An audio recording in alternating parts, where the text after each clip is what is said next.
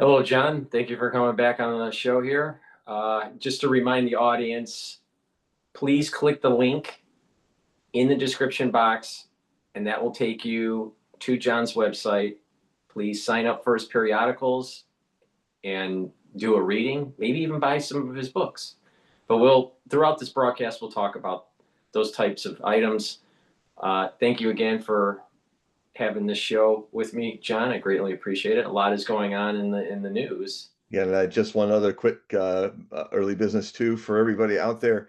One of the great ways to get more eyeballs on this show is if you're a big fan already, just see that like button down below on the screen and click on it. That activates YouTube to bring more and more people in.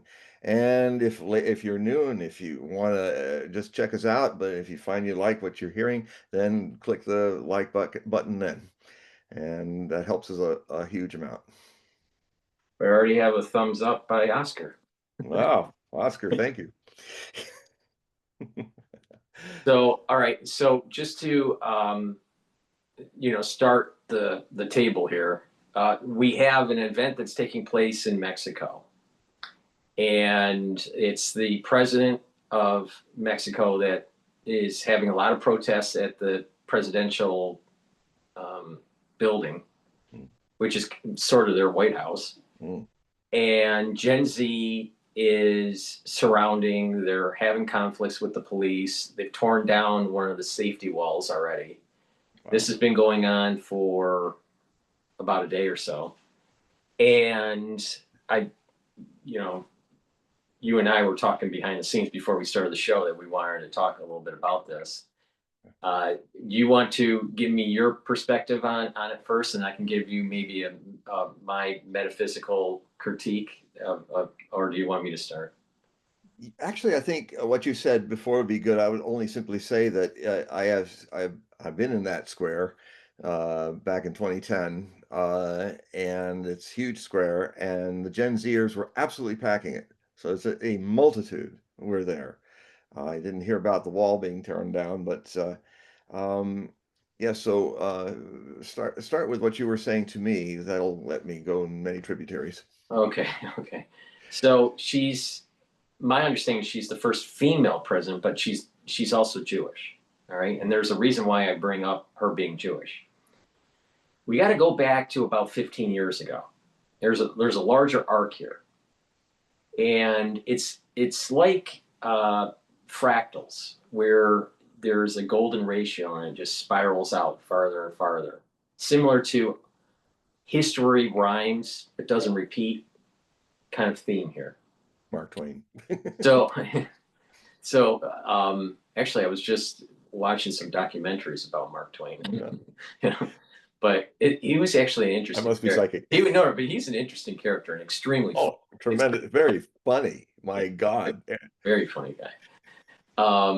So okay, back to the crisis here. Yes. So about 15 years ago, there were incidences where Orthodox Jews from Hasidic communities would be killed in a terrorist attack, either in Israel or outside of Israel. And the Hasidic philosophy, some of the philosophers that are explaining why these events are happening, attribute it to where the Orthodox community wasn't reaching out to the secular Jewish community to bring them into the fold and be more religious. So they didn't pay attention. And a few years later, there were further terrorist attacks in Jewish Orthodox communities where their children were killed. And here's another spiral of that fib sequence where there is a curse that happens because something is supposed to be done. You're supposed to pay attention and to rectify whatever is wrong in the society or within your community. If you don't do it, then a further curse comes, and it's going to be more impactful. So what's the most precious thing to a Orthodox Jewish family? It's their children, because that's what carries on the line. Well, if you take that away, then maybe it wakes up the Orthodox community to rectify whatever the Godhead may think is wrong. All right. So they didn't pay attention when their children were taken away through these terrorist attacks. Now, fast forward to what happened just before October 7th of 2023. What happened was on Yom Kippur in Tel Aviv, and I think other cities within Israel, but I know of the incident in Tel Aviv, where there were ultra left Jews that were not religious that were actually desecrating the service during Yom Kippur, the most holy day of the year. All right, this is the Day of Atonement. Right, you're asking God for forgiveness, and you're trying to purify your soul and be written into the book of life. Well, they desecrated, and some of these people went into synagogues nude in front of these Orthodox people while they were praying for Yom Kippur. Now, what is interesting about this is one of the major organizers of this leftist group, one of his children was either killed or taken hostage during October 7th. Okay. May have been killed, but I'm not sure the details in this, but he definitely, one of his children were affected by October 7th. All right, so fast forward, October 7th happens. Everyone that was involved, or almost everybody that was involved, that was either captured or killed, were secular Jews. They were not Orthodox Jews. Now, this is another spiral of the fib sequence. All right.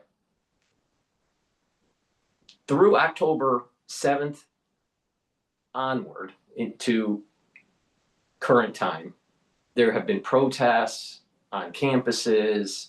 There have been infighting within the Jewish community about how the war was conducted in Gaza. So there's a lot of strife that's taking place, not just in the Jewish community between Orthodox and secularists, but also at the world at large. There's infighting that's taking place, and a lot of anti-Semitism is starting to pop up. And you're also, as I was interjecting, MAGA right, is having an implosion. And I was also just interjecting too that just before, I think in Yom Kippur, there were a whole bunch of, I think some of them were Orthodox, but probably Talmudic, went with palm fronds into Alaska to do a service. So it is fractaling out to many other places since then. And then because there's a lot of complicated stuff to go over, let me also say that on the, on October 7th, I mean, I've shown the footage in Hogue Prophecy Reports. The Hannibal Directive had been initiated, and of the 1,400 Israeli citizens, Jewish citizens that were killed, half of them were killed by Israeli Defense Force helicopters. And the Hannibal Directive is that, which is another kind of going against your own people, because the Hannibal Directive is there by the Zionist state to make sure that if any of their people are being taken as hostage, that they are killed, so that the enemy Hamas doesn't have a bargaining chip. So literally, if you're stolen by them, that was going on all through the months of the bombing, that a whole lot of the hostages were being hunted down by the Israeli government, even for months. So okay, I'll just say that much. So there's a lot of intersecting social disruptive things going on. And there's a bigger cosmic astrological picture to this, which we'll get into, but continue. Okay. So now at the current state of this fractal, we have infighting within the Jewish community between secular and Orthodox. We have infighting between Jews and non-Jews. There's a lot of anti-Semitism that's happening, and we're just starting to see the cracks of the MAGA movement starting to have infighting. Yeah.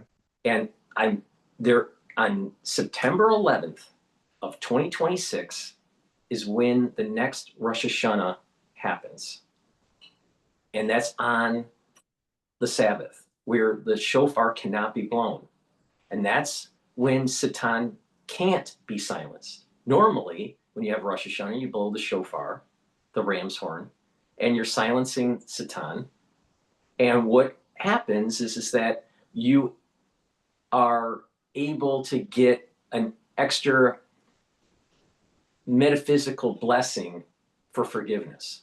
But if you can't blow the shofar, curse comes down. And curse doesn't come down just on Jews. Curse can come down on the world at large, like world wars, all right, or major stock crashes, all right. So we're starting to see the fragility of society because of groups of people not being able to get along.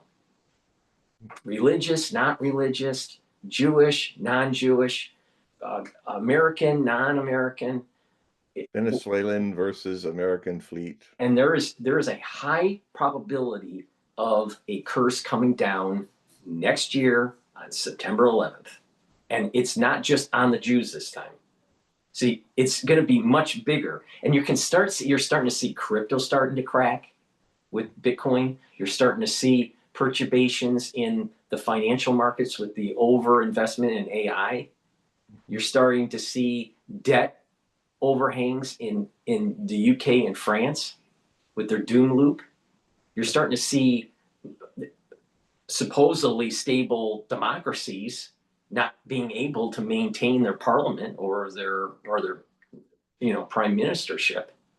Well, it's like France, like Germany, and this does some. We're talking about heartland of Europe, France, Germany, England, the British. Those places are hotbeds of potential revolution in next year.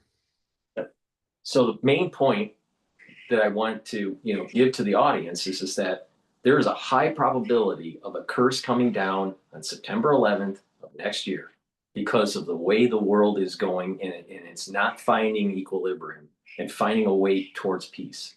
And the curse that came down on the Jews in 2023 is going to be magnitudes higher for the world on 9/11 of next year.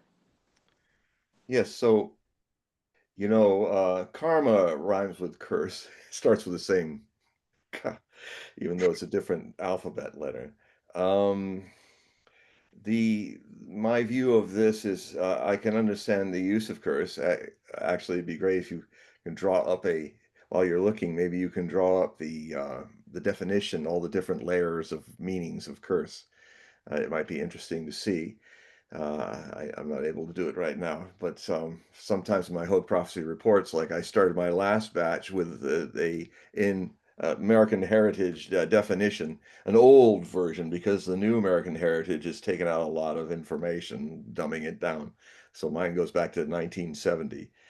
And when they really did the etymology well, and we looked at the first thing I talked about with my fight, the struggle between two Christian um, nationalists, kind of from John Brown to Charlie Kirk, both being martyrs at the precursor to a potential cold civil war that's been on since 2020 in the United States. So these things have been brewing.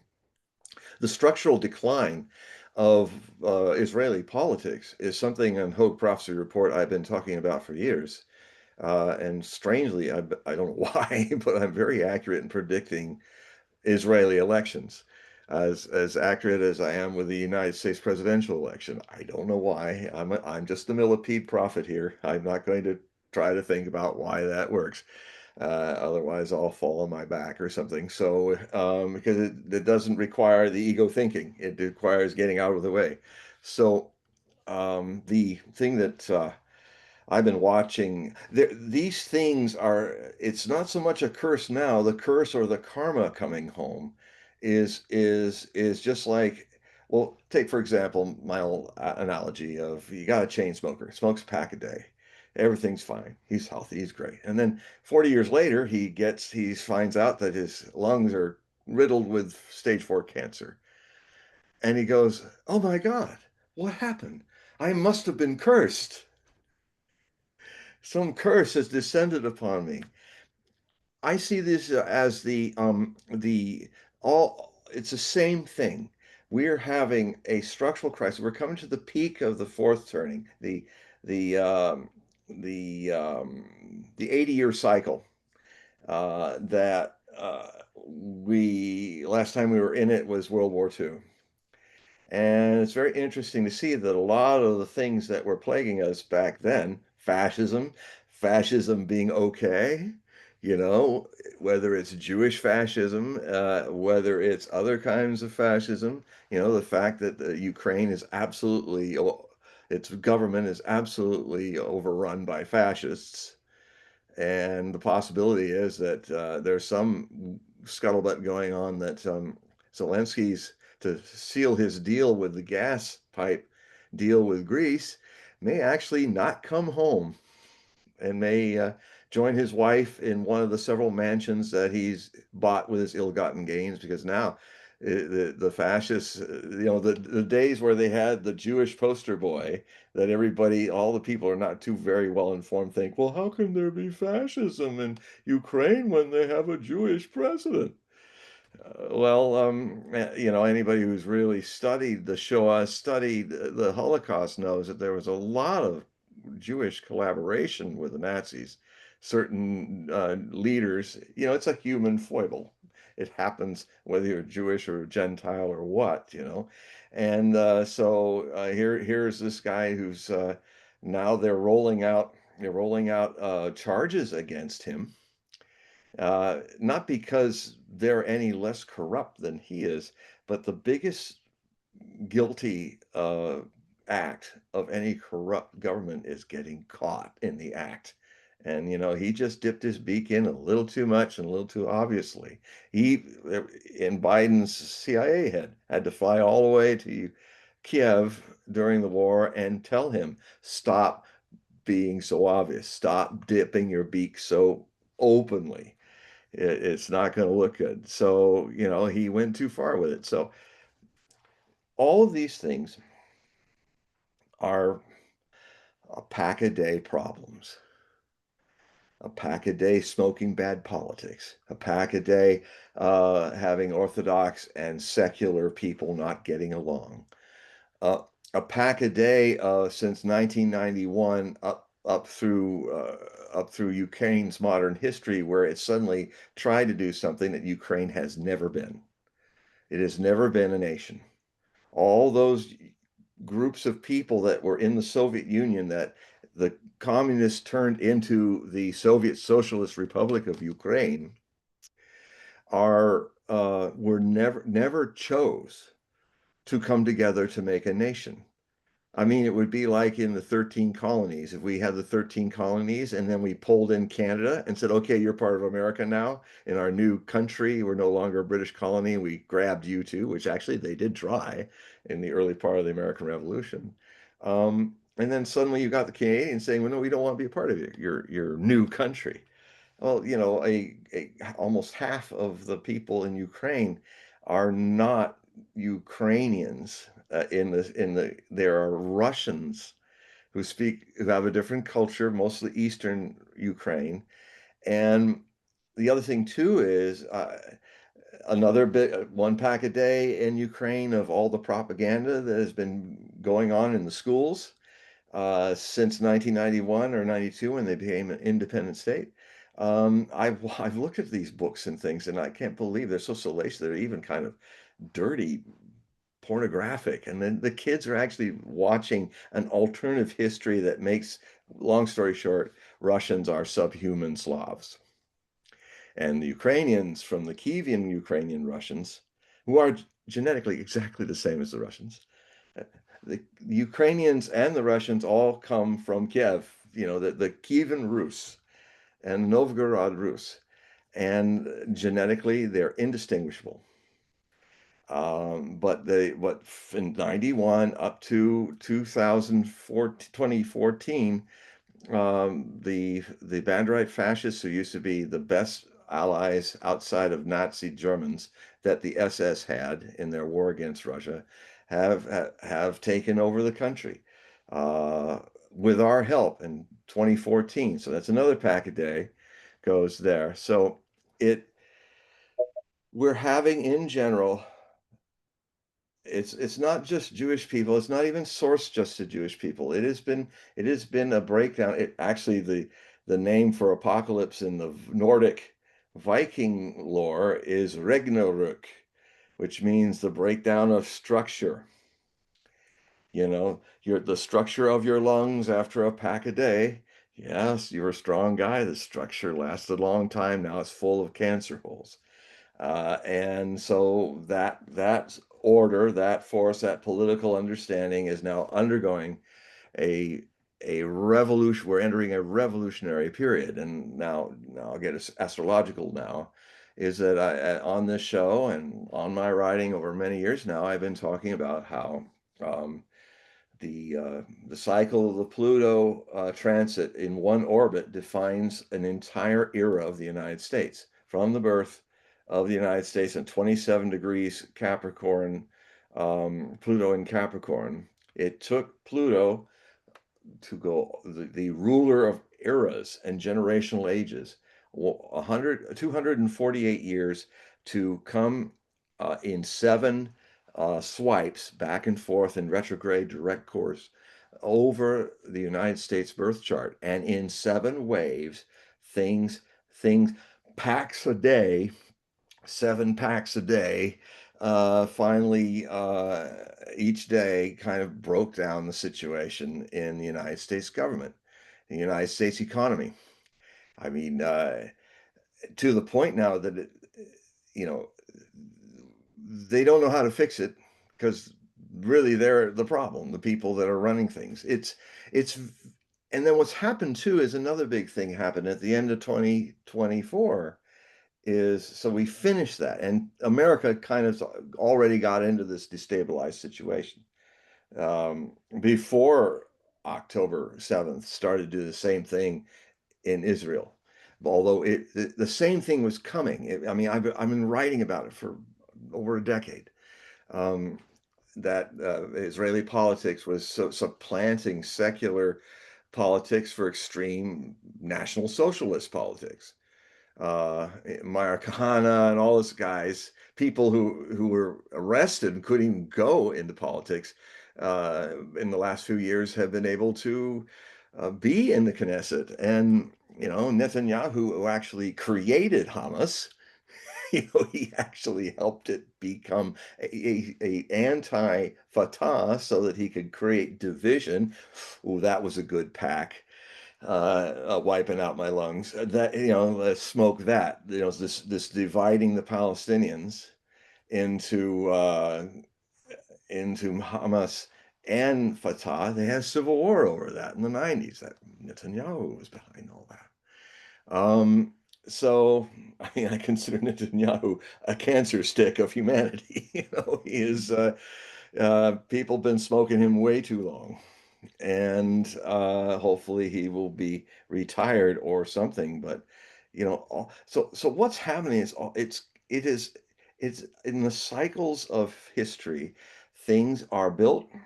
We're also having, in a bigger picture, we're having 500 years of hegemonic colonial control by Western colonial countries, Europeans and Americans, Europeans, um, mixing together, although we're more of a mix thing. This this is also collapsing. This is also reaching a Ragnarok, a break of structure, a collapse Mm. of order, and it. So, and Europe is now ruled by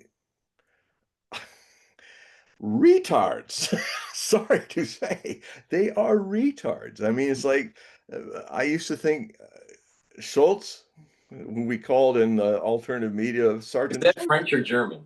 Yeah, Sergeant Schultz. I mean, I know nothing. I know nothing. One of the dumber than dirt chancellors of Germany I've ever seen. And I mean, he'd come into the office in the morning or a speech, and he wouldn't say "Good morning." He'd go "Morgen," and and he's now Merz, uh, who overtook him. He's even a bigger clown. They're talking about fighting with the Russians. There's this power now doesn't see what's in front of it in reality. You and then you have on top of everything else what's going on. Unfortunately, America is now burdened with the second dementia problem president in a row. Uh, Trump is cognitively declining, and as per his family history, he's going fast. Um, he's talking about all these 8 or 9 wars that he solved. Just like Biden used to talk about how his son died in Iraq, which never happened. And there's a situation where he had the head of the Democratic senatorial group and some major other senator that he knows, and he said, "Oh, it was nice to see Chucky Schumer. That was nice." And then he brought along this really nice man. It's an African American senator or something, and he doesn't remember who he is. Um, this the way the man is completely disconnected from the fact that he is there in that office because of MAGA.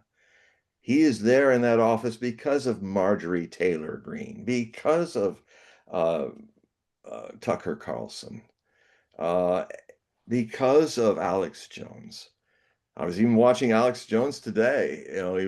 He was like saying, I love you, Trump. Oh, as well. But when you're doing something wrong, I'm going to say no, that's not right. Right.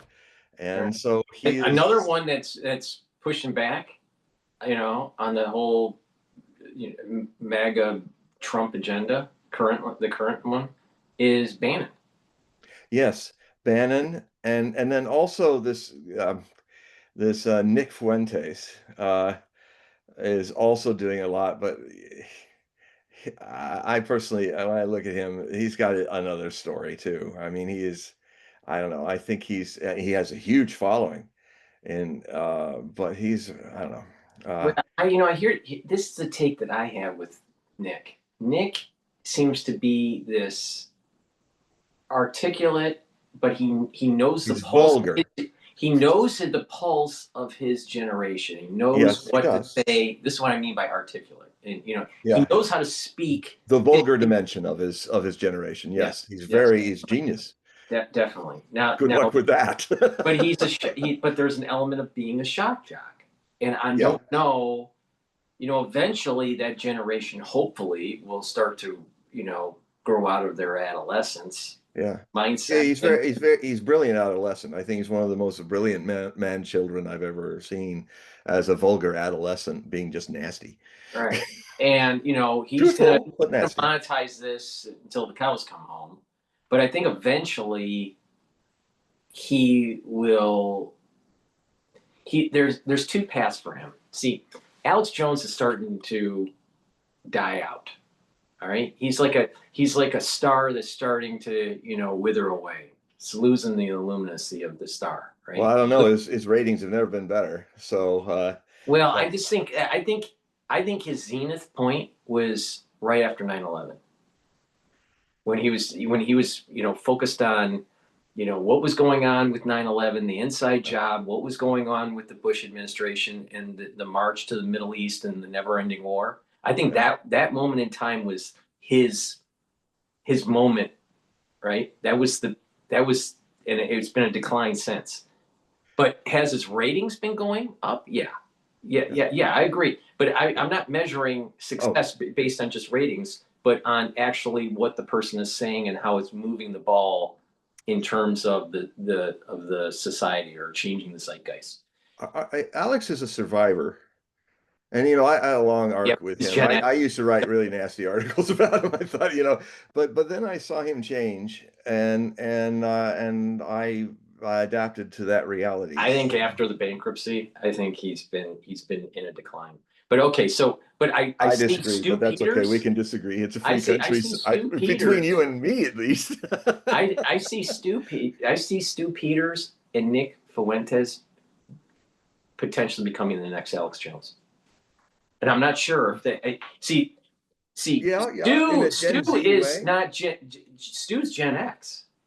Alex Jones Gen X. Oh, okay. All Oh, that's right. So interesting. so the question is will these shock jock, alternative media platforms continue to move the ball, on the football field, or will it be Gen Z?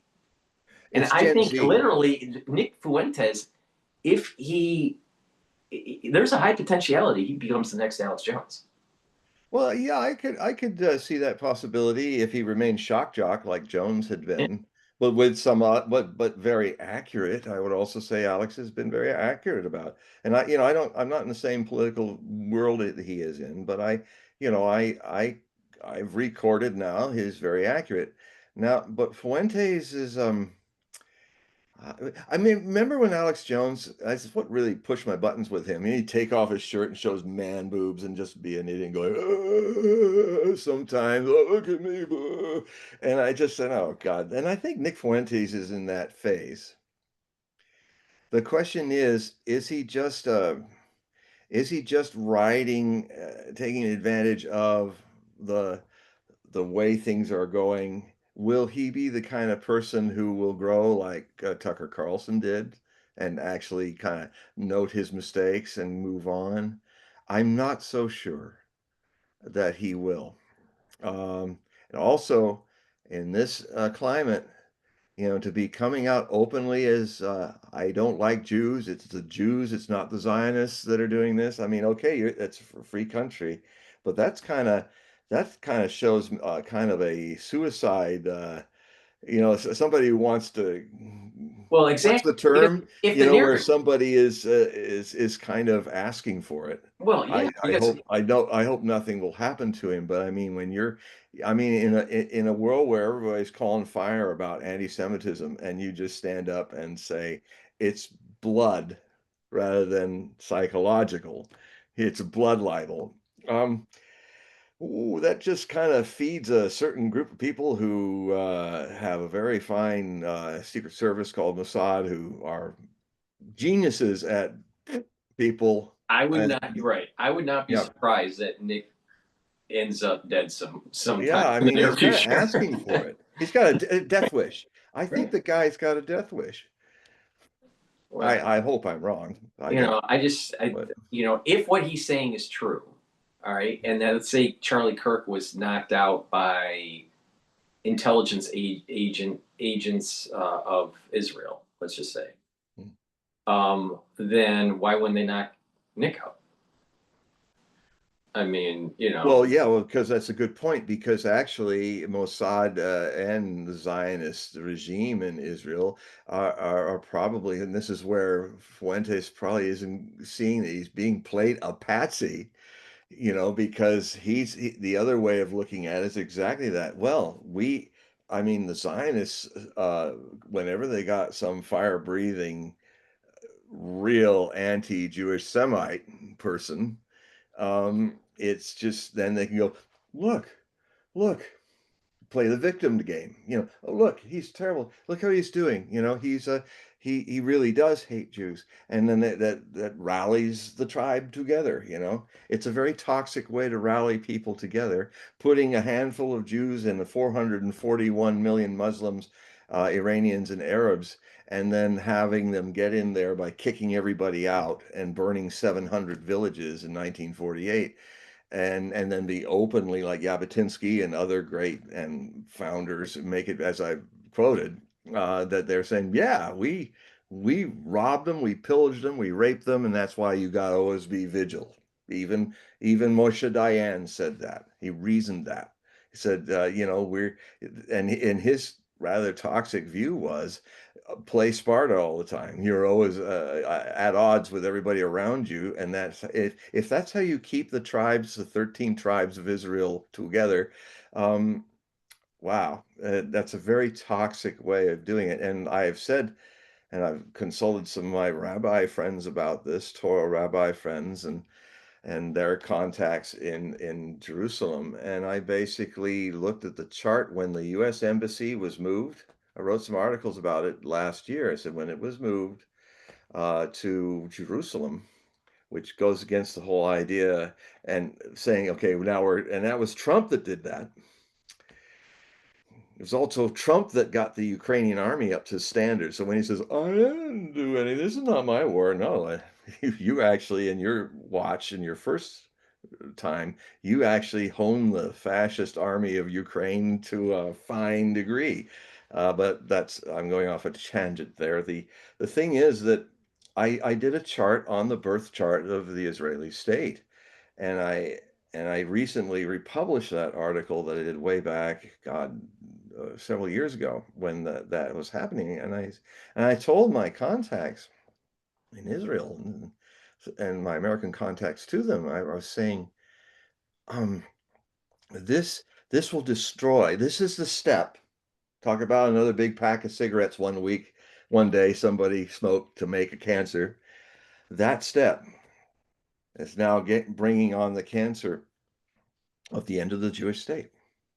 That because the astrology just showed it, and there was, we just in October passed a terrible for Israel as a nation, the transit of Mars through Scorpio passed, and I talked about how it passed over all of these very key parts of the Israeli state's birth chart. Now, I don't know if I made it clear enough. I apologize if I didn't. I mean, I was thinking that something big was going to happen actually from that, but the other problem with it is that a lot of times, you see, when astrology is doing a certain dangerous thing, a kind of malicious potential conjunctions or transit, it can more often than not be the conception of an evil idea. And then, so it happened, the conception of something we're going to plant that now, or we're going to start planning for that.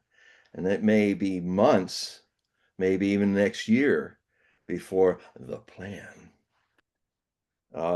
is surfaces, but it was impregnated in the minds of leaders that were going to do it in this in just last October, of this year. We do have a question, and we have a mic request here. But Oh, let me good. just read off the question. This is something that we weren't able to answer at the end of the show 2 weeks ago. You remember Mary, right? Yes, Mary. Hi, Mary. So Mary asked the question, I'm curious about what the every man can do, John. I'm thinking about the story of Uzzah. Uzzah? Uzzah. Well, maybe I'm pronouncing it wrong. Uzzah. Uzzah. I don't know who that is. The man who put out his hand to steady who steadied the ark when the oxen stumbled. So all right, now I know what the story is. So you know the story. That's from folklore. I think it's Jewish folklore. I think it's So yeah. basically, there was a ark that was during transit. All right. Yeah. Going from one area to another area within Israel. I think this is during David's time. Yeah. King David's time. It may be before King David's, but I think it's during King David's time. But you're not supposed to touch the ark at all. And there's a cover on it, actually. So there should be static electricity, and supposedly there was enough static electricity that actually would shock you and kill you. But he touches it. I guess this cart was going to tip over, so this individual tried to prevent it from falling. So that's what she's mentioning. Wow. And did he succeed? He prevented it from falling, but he dies. because he got electrocuted. Yeah, but he Well, saved. well, Yeah, because the law is that you're not supposed to touch right. the ark. And That's an the amazing coals, story there's when you wooden think of it. coals. I mean, he had to have the presentiment that what he was doing was going to kill him, but the ark might not have fallen down a ridge or something like that. Right. Okay, so let's get back to Okay. our point Okay. here. So the man who put out his hand to steady the ark when the oxen stumbled, how do people do good in the best way for the best outcome for all humanity? Thank you. That's a very profound question, Mary. And it it may presume certain things that I I a few days ago, a few mornings ago, I wrote an article which I'm probably going to put on my Substack. I'm building up the page now, and I think this will end up there. But it was kind of a talking about um, the mass mob mind and the individual mind, what I like to call the undivide you all mind. Who the undividual is undivided. That's what indivisible individual means. Is a person who is open to creating, to understanding that revolutions are often in the mob mind's predictable use. React illusions. Revolutions react illusions. They react, they activate, again, illusions. You hate the Tsar, you hate his secret police and his Duma, you overthrow the Tsar and his secret police, and you replace it with the Bolsheviks, who actually are worse than the Tsar. And the greatest Tsar, Caesar, that's Russian for Caesar. The greatest Tsar that ever walked the Russian earth was Joseph Stalin. The greatest emperor of China was Mao, even though they were proletariat in their appearance. They had the most power. None of the Ming dynasty or any of the dynasties had the power that Mao had. Same goes with the Soviet leaders, Stalin. So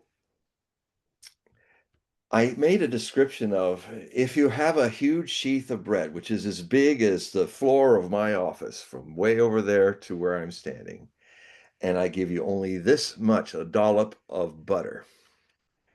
If you want to know the nature of consciousness of a mob, you have to take this one dollop of butter, like as if it were the consciousness of one individual, individual, and spread it across the whole floor. This maroon bread I have. and it's like the Bilbo Baggins statement. He says, something's happening to me, Gandalf. I'm sometimes feeling like I'm not enough butter spread across too much bread. And that's where I derive this metaphor, is that there is a unit of humanity that has the ultimate unconsciousness. As the most unconscious force of humans are when they're in a mob, when they're massed together. And so the quality of a group mind is always very unconscious and predictable and mechanical. Case in point, one of my favorite stories that Osho used to tell. I think there was a Hindu on Muslim riot in the hot seasons in India. When I lived in India, I experienced some of that as well. And it gets very hot. Some Muslim launches a pig into the Hindu temple and vice versa. And then people were rioting in Pune when I lived there in the 80s. Amazing thing is you could be, one time I was going out from the ashram to eat a nice meal at the Blue Diamond, which is a few blocks away. And there was all this, like, it looked like some festivity was going to happen. All these excited young Indian Hindu men were all kind of hugging each other and kind of like getting ready. And I wondered what's going on here. I go into the restaurant, and then the people at the restaurant were incredibly slow in getting my food cooked, slower than usual, putting my food down, waiting a very long time before they brought out the bill. And I was wondering what was going on. And they didn't say anything. It's amazing how people just know in India about things are happening. So then when it finally happened, after 3 hours having to sit there for 3 hours, they let me go. But I was able to pay my a few rupee for my meal. And then I walked the back, went the same direction I came, and what I saw was nobody on the streets. All the Muslim shops were ransacked. It was the detritus of a major riot just outside the gates of my ashram. So I realized that they were protecting me. And it Wow. was really nice of them to do it that in that indirect way. And it is so Indian culture, which I love. So I walked over, stepped over all the detritus of a major riot. So what happens? So the problem with a lot of what's going on, that this is a dimension of the fractal breakup, is that a lot of our leaders, most people live like machines.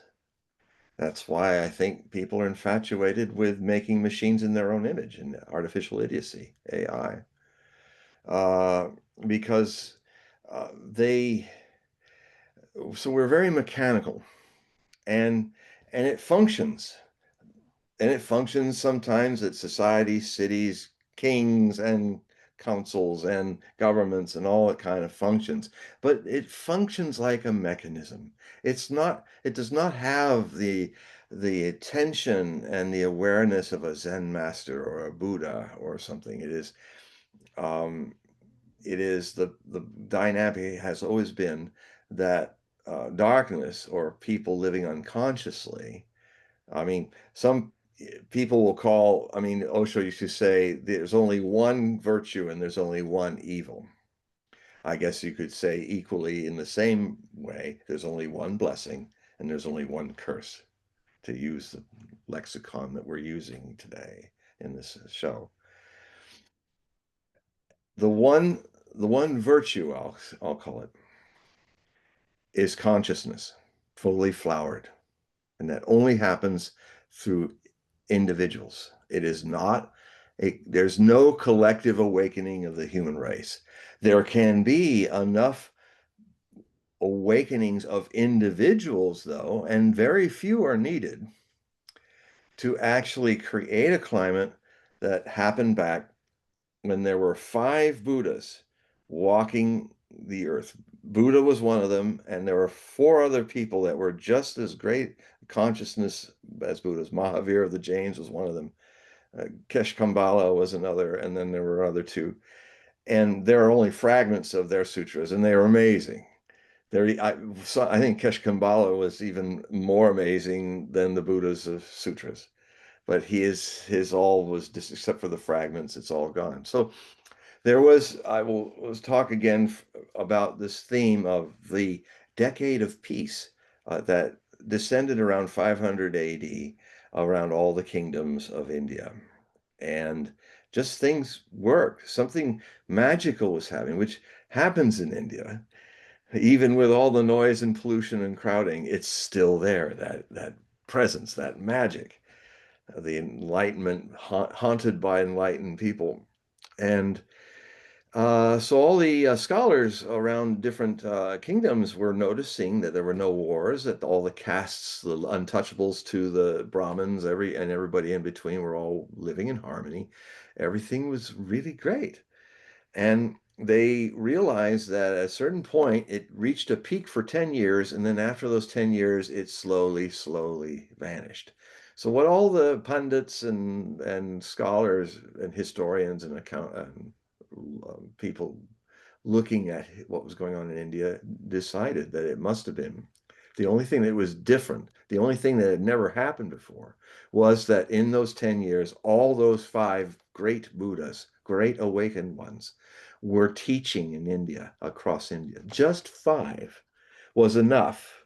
The theory is that just five of those extra people was enough to end wars in India for a decade. and civil strife. And now most of the mechanical people, they, they would go robotically to worship. They would do the thing that you're supposed to do for your own karma, that if you see a monk, you give him some food, because you have faith. You don't actually know why he's working on his consciousness, because you're not really conscious, but you just kind of have an instinctive knowledge that, well, if I help this really saintly man, there's something about him that's, if I can keep him fed, and give him a new robe or something like that, probably it's good merit for me. I don't understand it, but I have faith in that. I mean, the problem with faith is not knowing.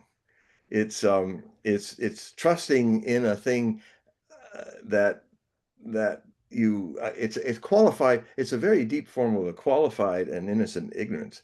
It's like, I don't know if Jesus really did all those things, but I have faith in his message.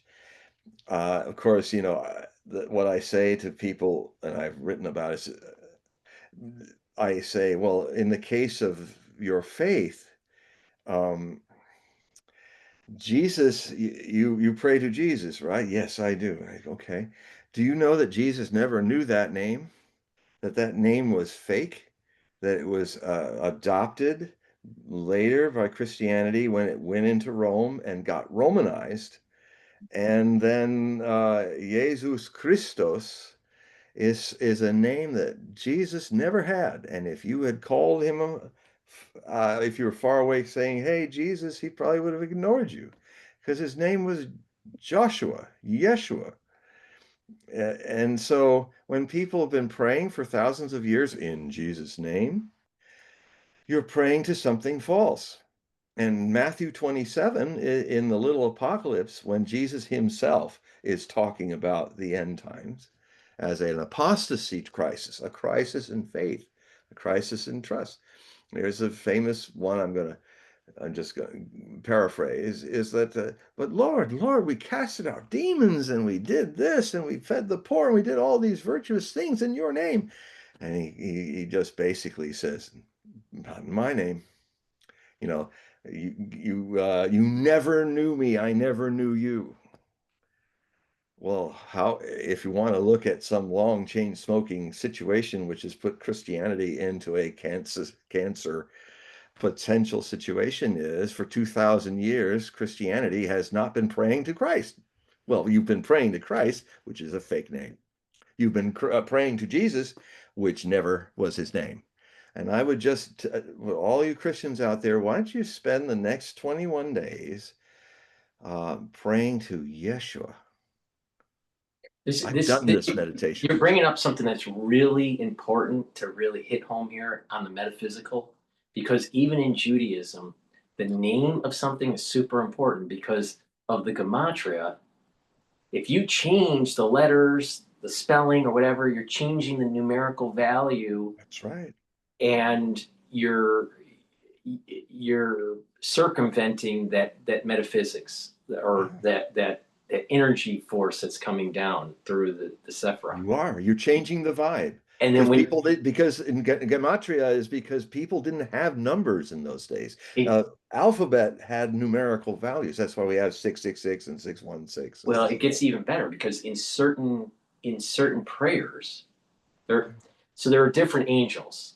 Hmm? But in the modern context, when we think of an angel's good, right? They're all white, But in They're ancient more juicier biblical, than that. right? Ancient biblical, they can be evil, right? They can be something that you do not want to summons. Right? So That's why Solomon was only given the power to do that. Actually, the grimoires of Solomon, Nostradamus used the same grimoires to conjure higher beings from different interesting, planes. interesting. Well, this parlays right into what I was going to say. Is that Yeah, there are certain prayers where it's designed in such a way where the letters are switched around, or the pronunciation is switched around where it's wrong, so you're not able to conjure up the actual angel.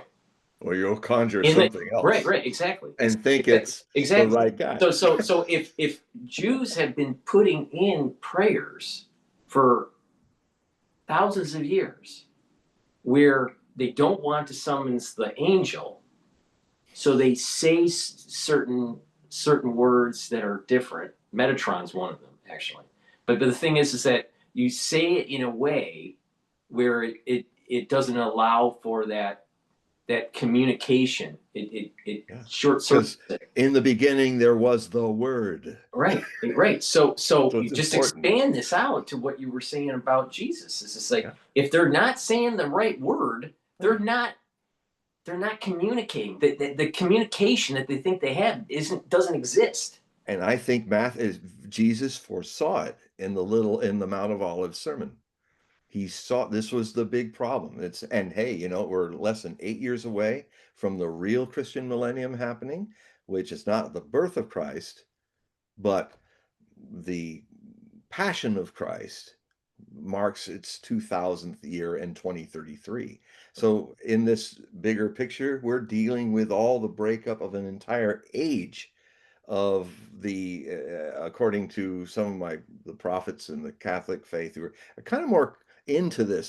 They're not so in the book of Revelations is about, we were talking last time, I think, is really about the first century AD. It has nothing to do with us. But the apocalypse of Christ, wrong name, sorry, see the habits there.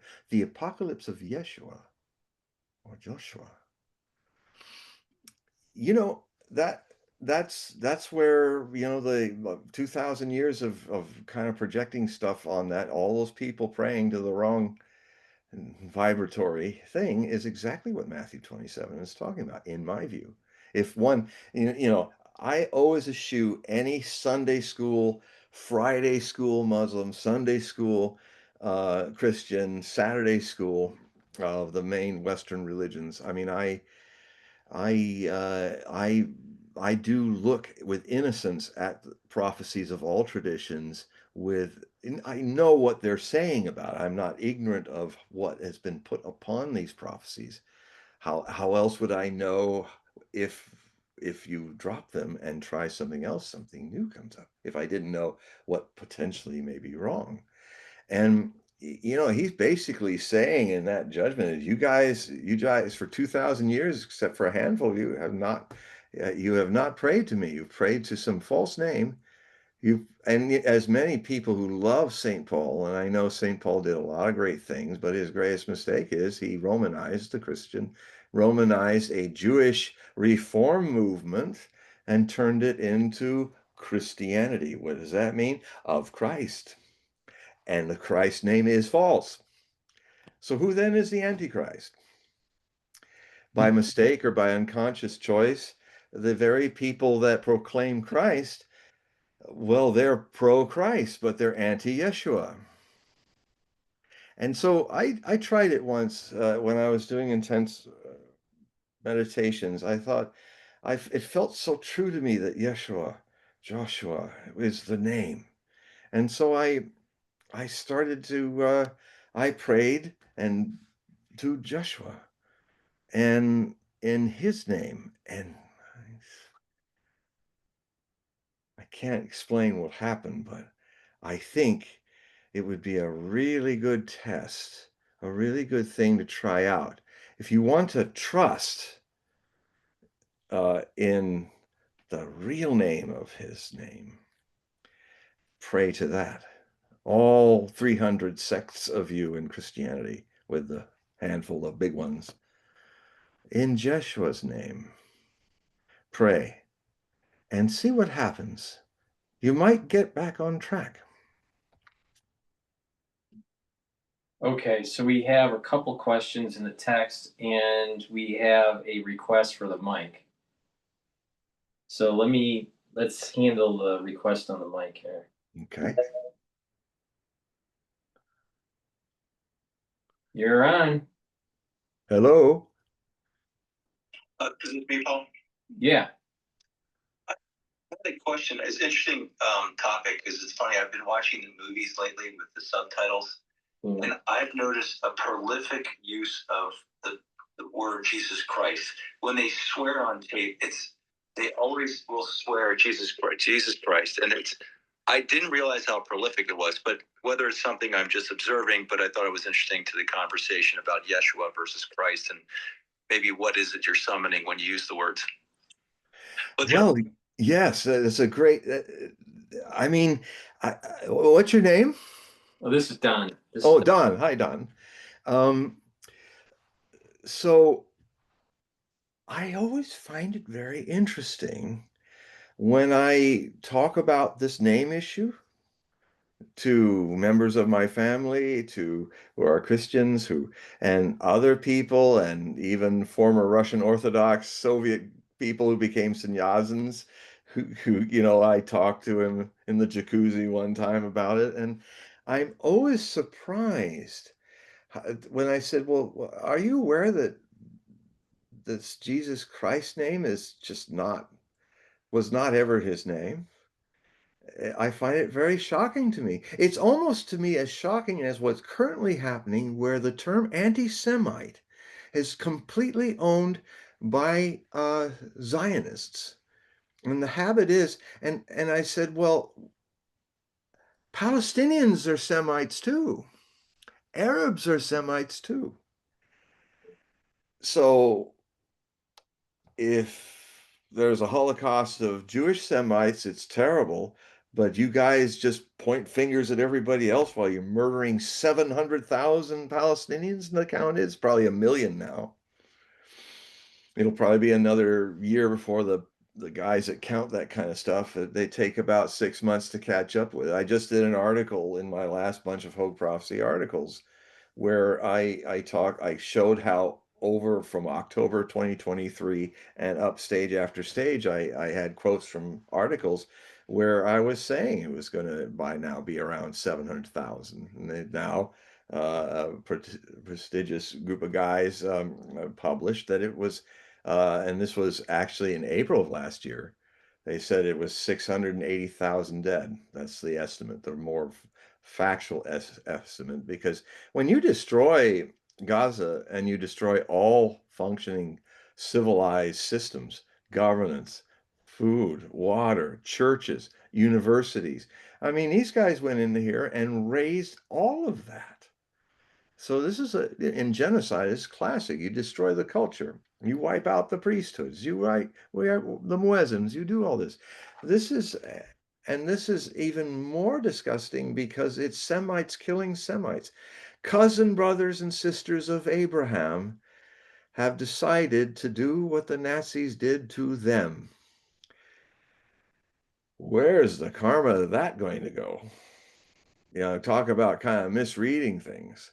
Is it any wonder that the world is also waking up to it? And of course, and that's where I think Nick is really showing his immaturity when he starts to do the play a real he's a real anti-Semite.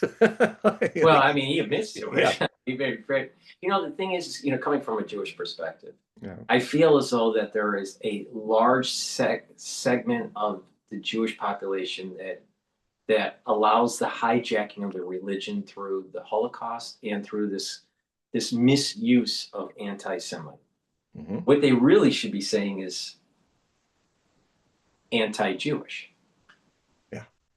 Because that's really what's happening here. It's anti-Jewish, yeah, because it's not, I don't know, maybe it's not politically correct or it's not the right term to use or whatever. But within the Jewish community, there are so many people, and you even notice if it's a Shmuley guy that's a Orthodox rabbi that used to be the rabbi for what a strange man. Michael Jackson. Yeah, I know. So I've seen him do things where he's rubbing himself up against his children and all that. He's a very strange man. Yeah, I would not be surprised if I don't know for sure, but I mean, I wouldn't be surprised if he's on the Epstein list.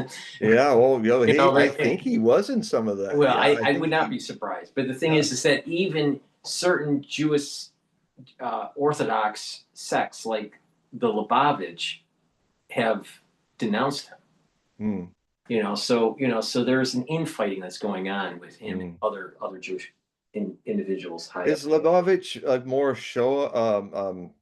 Well, it's like Chabad Lubavitch. Okay. He comes from a Chabad. Well, I know him, but I'm trying to. He's not Talmudic, is he? Or is he? Well, The other big group well, starts with all right, SH. Satmar. The two big ones are Satmar and Chabad. Okay. Now, both of them read But the Torah, I'm talking about Torah right. versus Both. Talmudic. So I'll break this up into 3 sections here. Both read the philosophy of the Ultra Rebbe, the Tanya. Okay. All right, which is heavily influenced by Maimonides, which was a philosopher, a Jewish philosopher, that's back in the 1300s, I believe. Now, Satmar is more probably focused on Talmudic studies and the diamond industry in New York, right? And Chabad is more outreach to try to get ones that are secular Jews to be more observant. Okay. So but both of them study the Talmud. But I would say that Satmar is a little bit more ultra Orthodox. All right. Okay. All right. Chabad is Orthodox, but it's not. I wouldn't say that it's ultra, right? Yeah. Okay.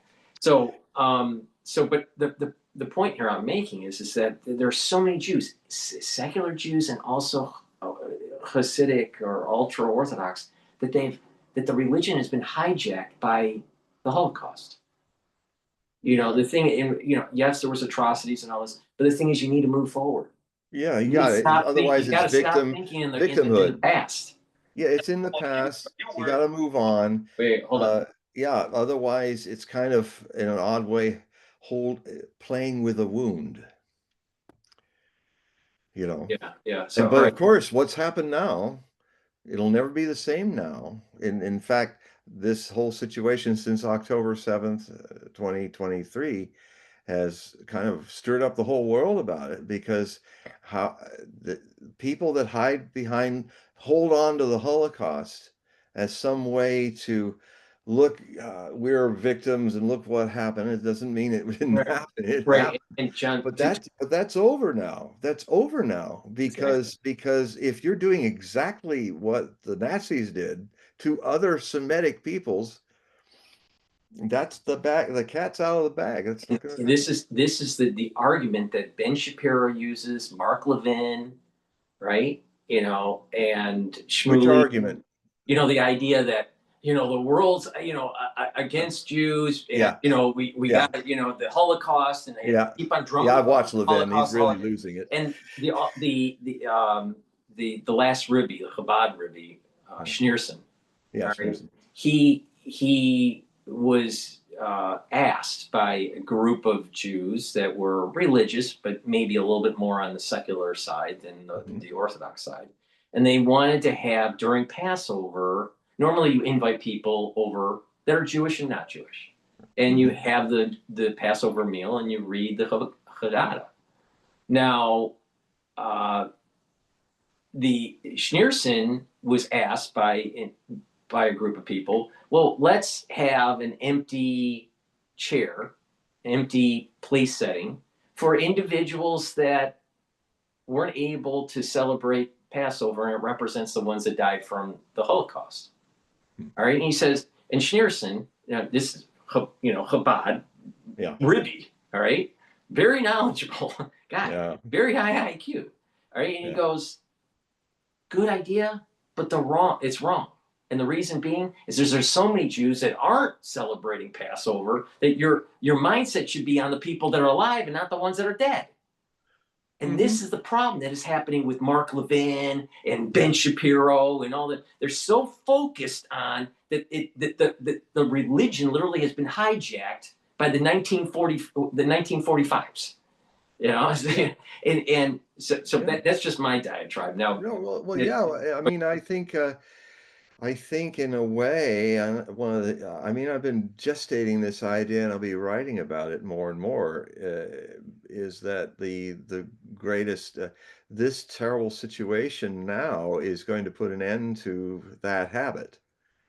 because people like,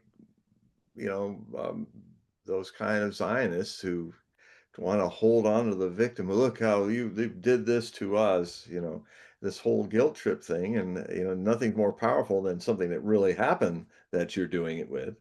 Mhm.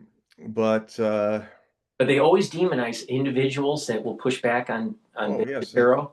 And yeah, divide and and a lot conquer. of them that are pushing back are not Jewish. So it's I easy know. for them to use the trope. Oh, Yeah. you're not Jewish, you don't understand. The Holocaust was, well, yeah, the Holocaust was, I got a good scene because I'm but part Jewish. I'm probably Hasidic Jewish Ukraine.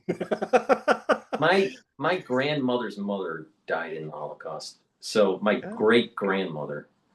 But the thing is that but the point here is that it's hijacked.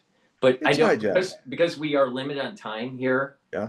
Um, Yes. Don had another question. Oh, okay, Don, go ahead. So Don, if you can ask your question, and then I can also continue on the other questions that are in the. Yeah, let's do the other questions too if they're all waiting. Yeah. Sorry, everybody. So We try to Don, get going here. you want to ask? Go ahead.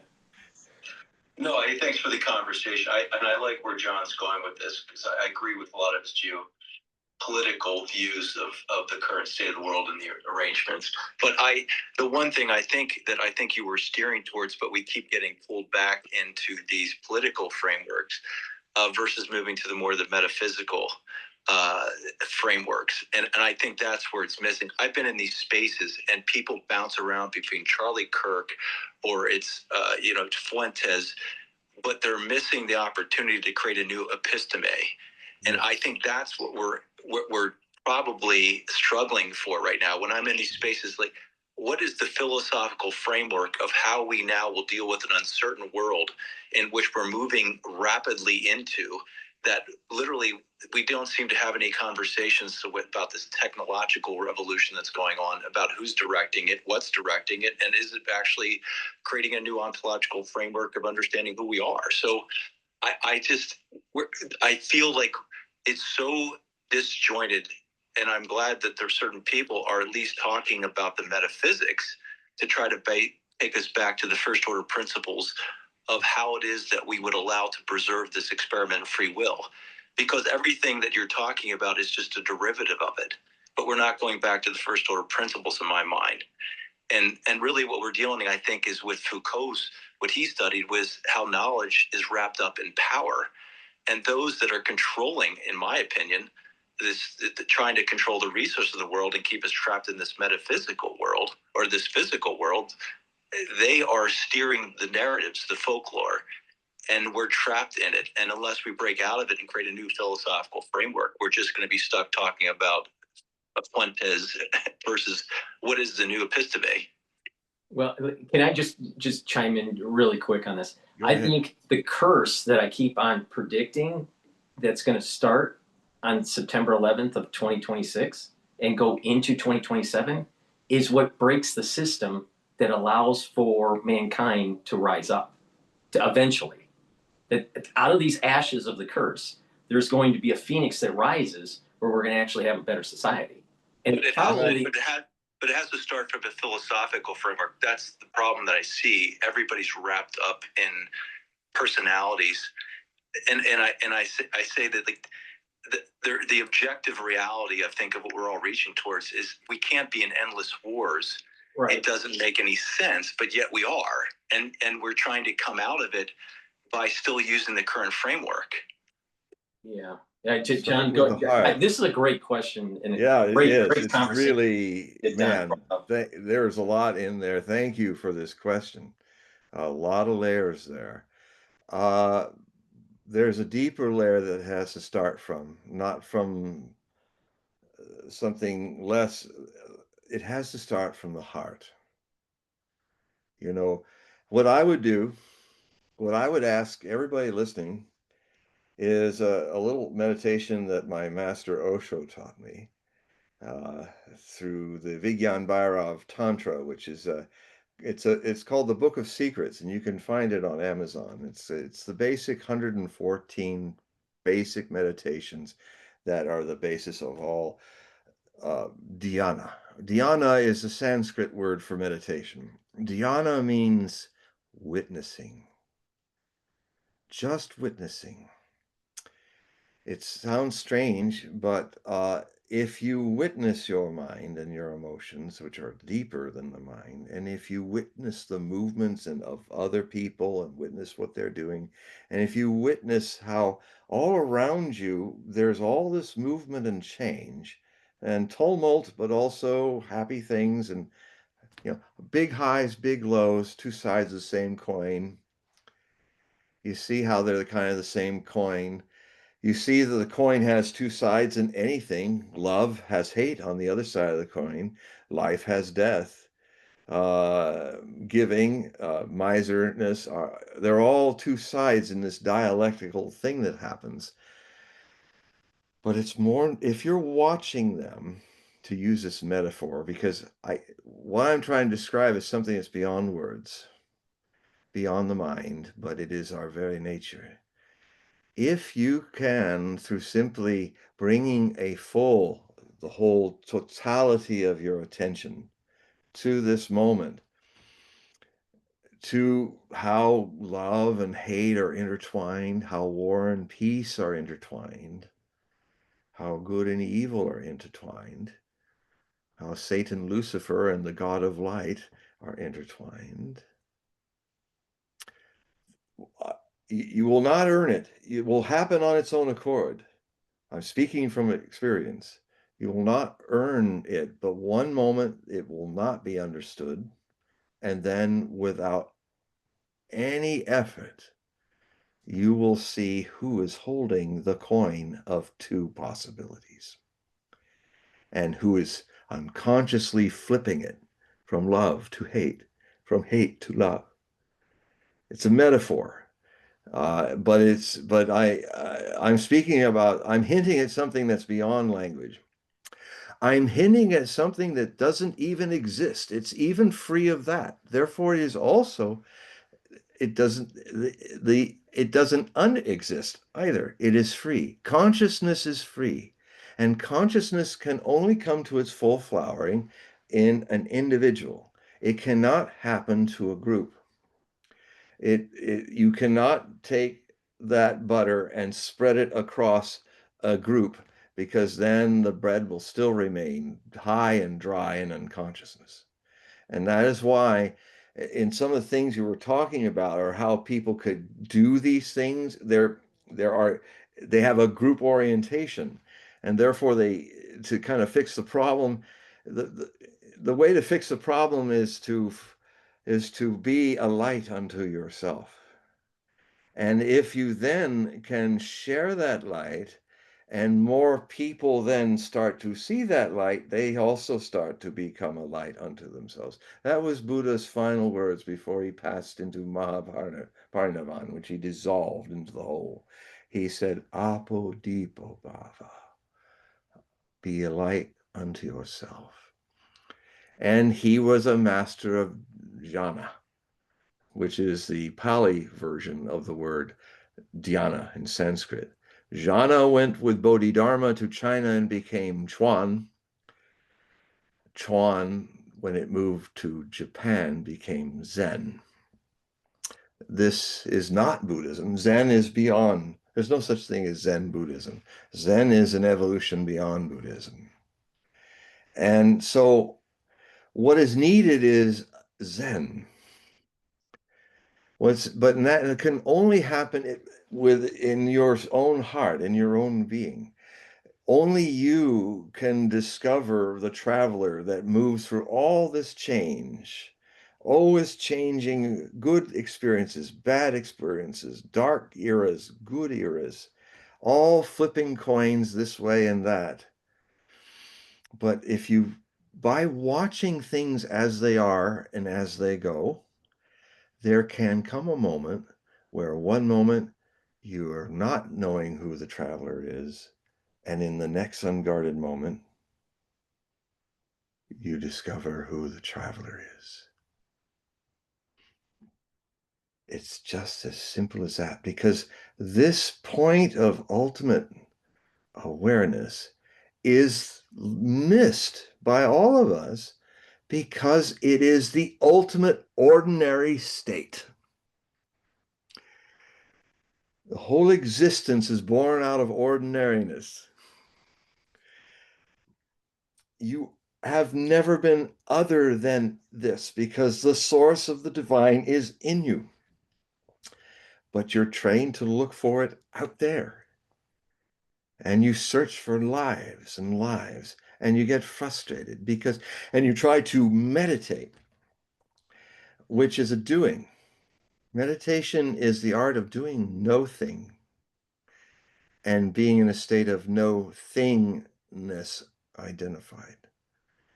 And then when that happens, the heart is guiding you. Like I was saying about this meditation that Osho from the Book of Secrets. It's a meditation I really loved, and it's a meditation that everybody listening now, you can do it. You don't have to get on a special dress or sit in a special corner at a certain time of the day, which is an important thing when you're starting meditation. There's nothing good or bad about it. It is good, but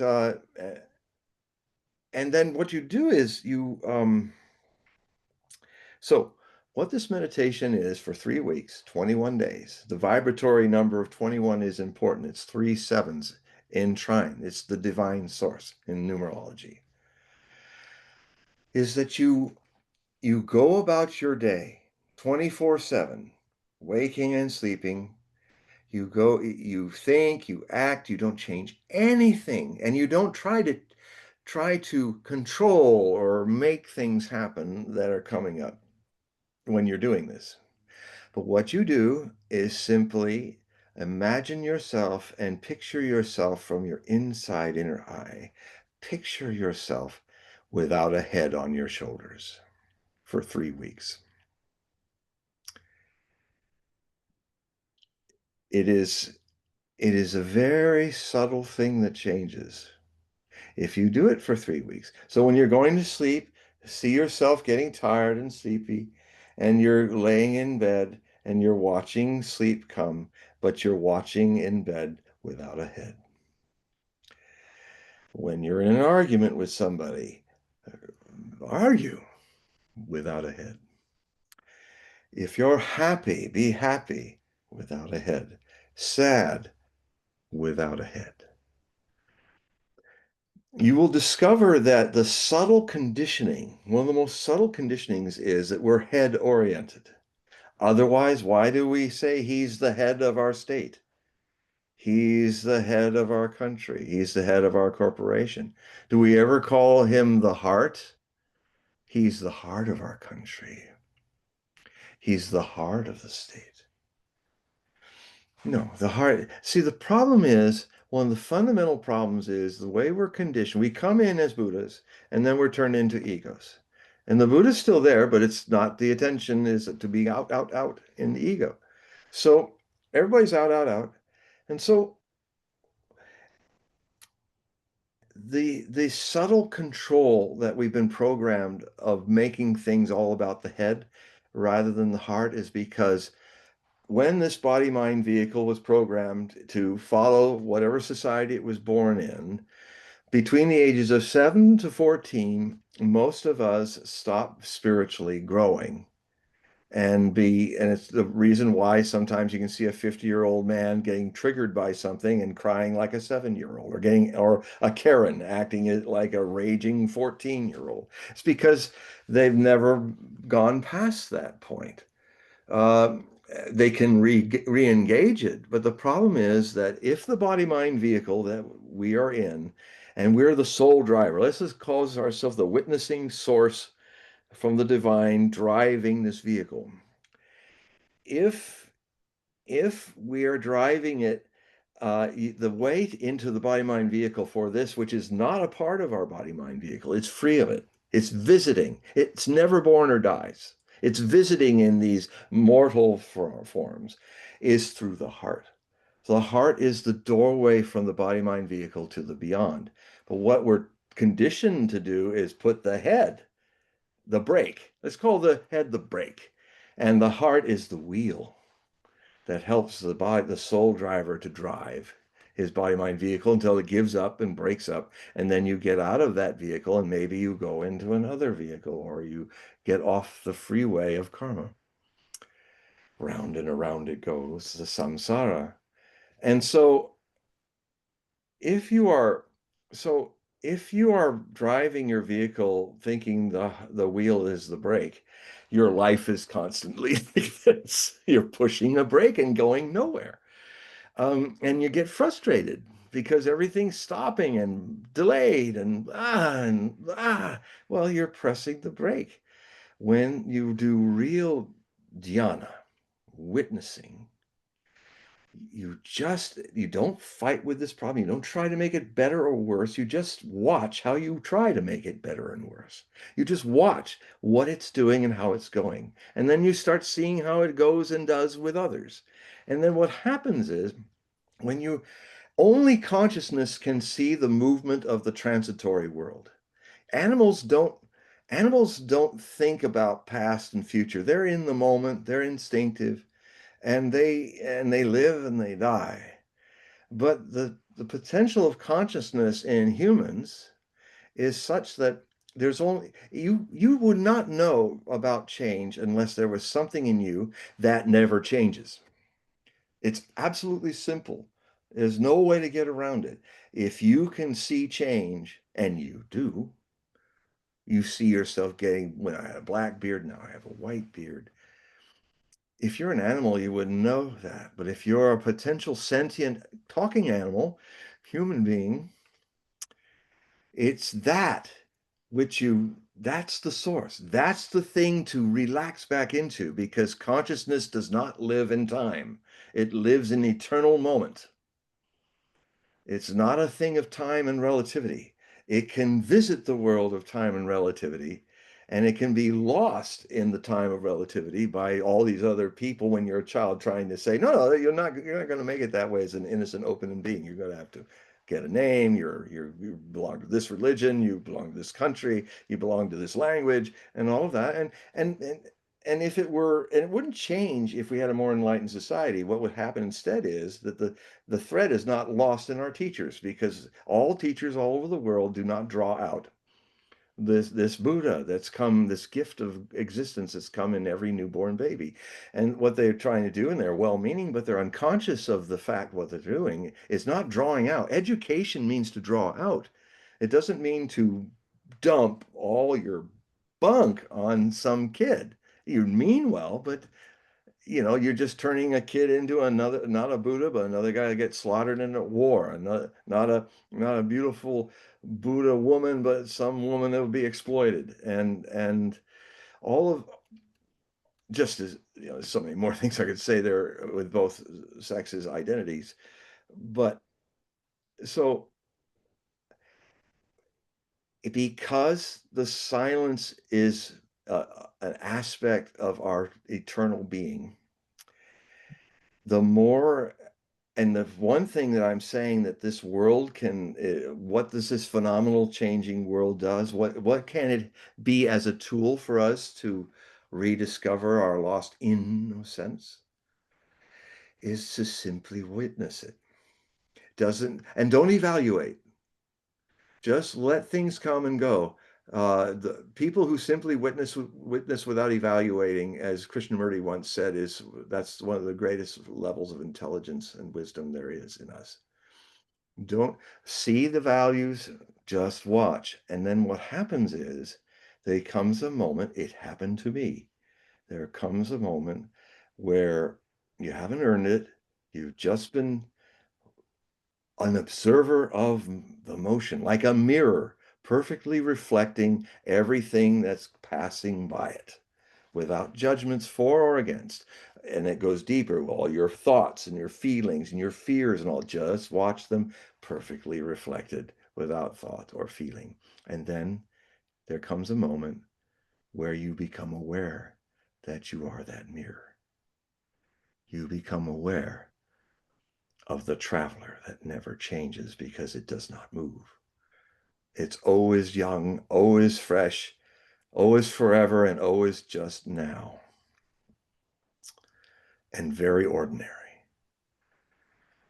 So you know, some your questions have been great, and I could have gone through untangling the Gordian knot of even good ideas, but I speak from my own spiritual experience. That's the only way I can speak with some authority is what I've understood. And all I can say is that dhyana, what's incorrectly called meditation, which gets everybody to think it's about contemplation. It's not. It's about witnessing, not contemplating the mind, contemplating the foolish mind that's contemplating, witnessing that, a step deeper and then deeper. And so meditation in this regard, dhyana meditation is not a religion. If it is just a way to be more aware of your surroundings inside and out. And if you want to use dhyana as a Christian or as an Orthodox Jew or as an atheist or a theist of any kind, meditation, all it does is it makes you more sensitive and more centered. And it makes you able to drive with your heart through your life rather than the brake of the mind. And when the mind is not being driven, it's a perfect servant. It's like having an organic computer. You can switch it on and get your own actual intelligence, not artificial intelligence. Your own AI is actual intelligence from your body-mind vehicle when it's not being identified and shrunk with identities of ego and mind. Then if your mind is not that way, things just drop in there. I mean, look at me, I'm spontaneously talking, all these things are happening. It's an effortless process of me being aware of the traveler. Go ahead. Okay, so we have another question by 10 Tigers. 10 Tigers. Hello, 10 Tigers. Yeah. So he's questioning, with all that is going on in the world today, are we just seeing a reawakening of the archetype wanton, which I believe is Odin? Well, yeah, Woden. Odin. Probably Woden or Wotan in German and Odin in Norse. All right. Yeah. So what do you think? Do you think there's a reawakening of Odin? Well, certainly Ragnarok is happening, as I was saying, which is the apocalypse of the Norse Eddas. And yeah, all my roots are, all my Slavic roots are White Russians for Sweden, Swedish Vikings for my Ukrainian and White Russian side and Russian side, and for my English mother's side, Yarvik, Yorkshire, I have Dane Vikings, and for my name, Hogue, which is a mixture of Norwegian Viking name for hill, Hogue, in Normandy because of the Normans. So that's my other. So the core of my genetic background is Viking. so that you ought to know. So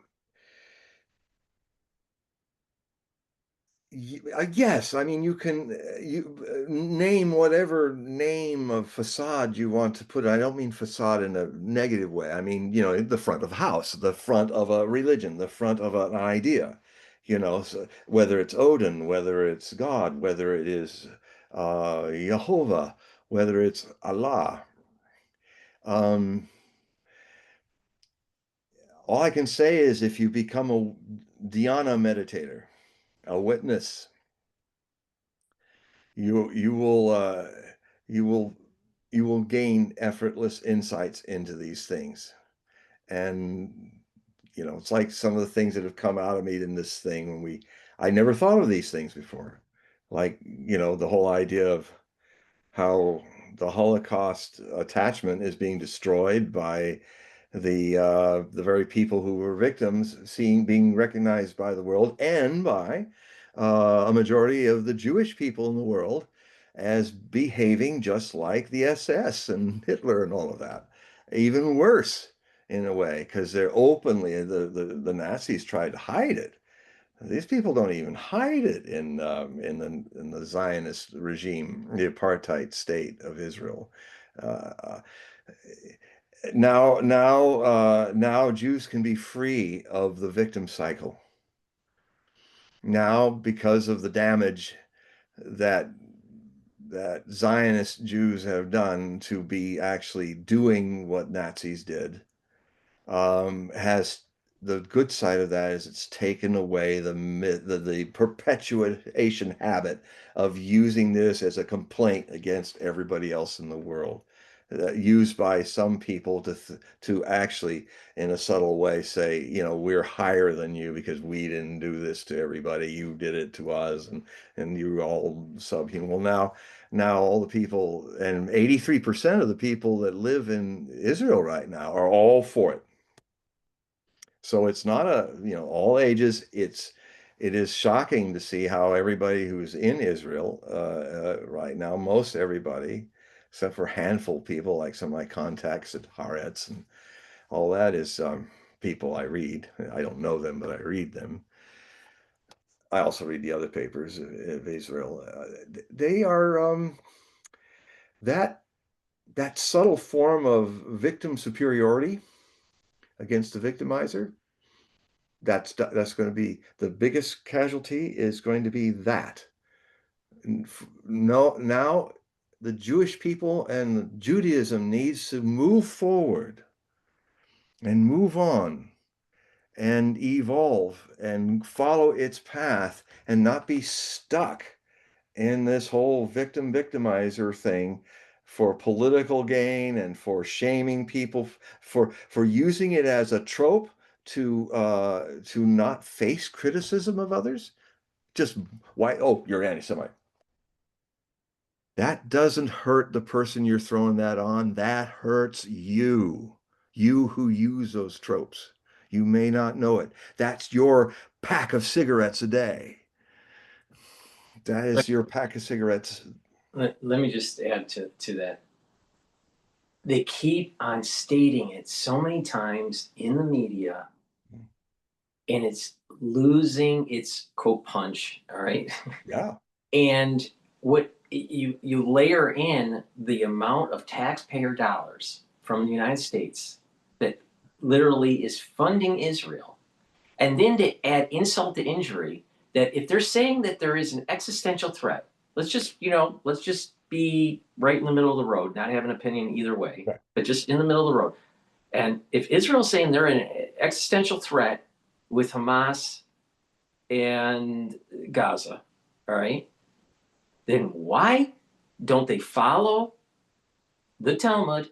And it states that if you're a scholar, it is your duty, if it's an existential threat, to serve in the military, Yeah. not to hide. And so I have a problem with my American tax-paying dollars to go to Israel only for some Talmudic scholar to hide if it is an existential threat. Yeah. So it's either existential threat or it's not. Which one is it? And if it's not an existential threat, why do you need my taxpayer dollars? Exactly. And why Mr. and Mrs. America is your tax money, has, with all the U.S. bombs and U.S. jets and U.S. THAAD missiles and all that U.S. stuff, we have armed. That's like, oh, Hitler's committing a Holocaust. Hey, why don't we finance him and get the job done? That's what's going on now. America's karma is, the blood of the Palestinian Semites is on our hands. So it's also to spread that curse. That's also what our government's doing. It's also how our government, our Senate and Congress and president are all compromised by Mossad and by money from AIPAC. The Americans do not have a government that is for them now. It is Israel first, or Zionism first, not even Israel first. It's Zionism first, and America second. Now, to the credit of the American firsters. And it's so ironic because Donald Trump was very good at promoting the 5 virtues of America first. And people were listening, and most people that followed him and voted for him learned those 5 principles. And now he's gone 180 and turned away. And Marjorie Taylor Greene is saying, well, what about these principles? You're getting us into new wars in Venezuela. You're getting, it looks like this is it's not America first, it's Israel first. And what's his answer? A petulant 8-year-old's brush off, rather vulgar and like a precocious child, which unfortunately, as cognitive decline continues, he's probably going to get more like that. I really don't think he mentally will finish his final term. I've said this for a while, but now I can see it coming over the horizon. I think he will not finish his 4-year term because of it. He might have to go through 25th Amendment uh, and a cognitive test or something, because it's just he's going to get more and more erratic. He'll have his good days, but he's just going to get more and more erratic. He's going to start imagining all these things. There's this whole fixation on the Nobel Peace Prize. Biden was a slow decliner. Yeah, but Trump's not going to be. Yeah. We have a special comment. All right. So someone that's watching in the chat, it's Jesus Christ Lord. that's their handle. All right. And so okay. His statement, he's listening. Jesus okay. is all right, John. Okay. Jesus, okay, Lord. what Jesus says is Jesus is the creator himself. Jesus is Genesis to Revelations. Now, I only have read the Old Testament. I've never read the New Testament. Yeah. I'm very sure that Jesus is not in the New Testament. I'm extremely sure that that word is not there. I'm sorry, folks. It's a simple question of etymology, and you don't take a Greek word that has its origins in Mesopotamia. The anointed one, Christos, means the anointed one. But if you go all the way back to the root Mesopotamian word, it means face smeared with semen. That's how they used to anoint people with the semen of life in the ancient Mesopotamian place. So, I mean, that's the origin of the word. So it's a very old word. Now, and Jesus, it's not Joshua. So if it's Joshua who is Lord, you might want to change that and see how it might maybe affect your life and open something that's been closed for 2,000 years. I'm almost into saying, well, why not? Just try it. All the Christians listening, just try it. In your prayers for the next 3 weeks, say it in Yeshua's name and see what happens. Just put Jesus and Christ aside, because these were clearly added and solidified, legalized by the Council of Nicaea. You want to hear something weird just to add to what you were saying? So let me just clarify. You said that Jesus's name is, in some cultures, could be defined as being spread. No, Christos. Christos? Christ. Oh, Christ. Okay, Christ. Now, in the Babylonian Talmud, it states that Jesus is being boiled in semen. Boiled? Boiled, yeah. What's the Babylonian? The Babylonian Talmud, there's two, when they were writing the Talmud. Yes. Right? When they were codifying the oral law. Okay. Because of the destruction of the temple, they were afraid that the oral law would be lost. They wrote it down. There were two versions of the Talmud. One was the Jerusalem Talmud, and then the Babylonian Talmud. Babylonian captivity, yeah. Right. So the one that most people learn from is the Babylonian, because it's been the most edited in terms of, it went through its, first, second, third writings, then and then edited and condensed, and the debates between the rabbis. So that's really the go-to Talmud version. But the Jerusalem Talmud was another sect of Jews that wasn't edited, and it's kind of like in a rough draft. So And were they contemporaries, or it was pre or post? they were about the same time periods. Okay, so they survived the destruction of the Yeah, temple, of the second temple. yeah. No, the first temple, sorry. Wait, Um, I'm not sure if the Talmud was written but between. but but there's no Christ. Are you saying that there's some mention of Well, no, Christos no, and no, no, Christ no. But the point I'm making is that in the Babylonian thing? Jesus's Jewish name Yeah. is mentioned in the Babylonian Talmud, and it talks about him going against the orthodoxy. Wow. All right, and that he's boiled in semen. Oh, really? Yes, Well, they and know this the is part of the reason. root. They know the root. Well, exactly. That's the point I'm making. That's the point I'm making. Absolutely. And then you have all these I'm not going to use the word anti-Semitic, but anti-Jewish individuals that are misinterpreting what is being written in the Talmud, and they're not paying attention that there's a deep history line to this. Can you give me that verse in the Babylonian Talmud so that I can quote it? I'd have to. I mean, if you can find it in an email later, not Yeah, now, but yeah. yeah, because that needs to be spoken because that's the etymological connection. I Right, mean, right. smeared with semen, boiled with semen. It's it's what Christos from early Semitic Abrahamic times was then talking about after the shock. Now consider that the whole rethink and trying to get it down and get the codes right, because these are the survivors of the first temple being destroyed and the first destruction of Jerusalem by the Babylonians, and they're all captive. And in that period of the captivity, I think it obviously sounds that this is where they were trying to create something that could travel and be as a race of people who are cast out of their homeland, and how to preserve it. And so they worked very hard to get it right. And I was not aware of that. Boiled So with wow. there's scholars that are debating if he's being boiled in excrement or in semen. Okay. Well, I haven't read this Talmud. I haven't read given the because there's. unclean metaphor that, sexual semen and garbage, that sounds that might have been a bit of a judgment, because of the original sin.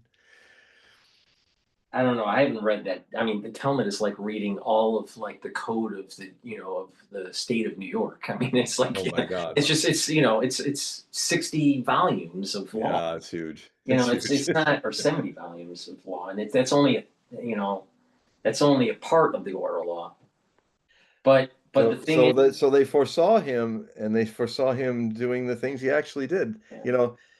Buddha was foreseen by the Brahmins 1,000 years before he came. And they even say he'd be born in Bihar, which he was. And then they said he would revolutionize the Brahmin religion, and they misread that. They misread that to mean he was going to make the Brahmin caste even more in power from their pride and ego. What Buddha did is he did fulfill the prophecy. He basically said Buddha nature is a declaration and a reality that everyone, there are no castes.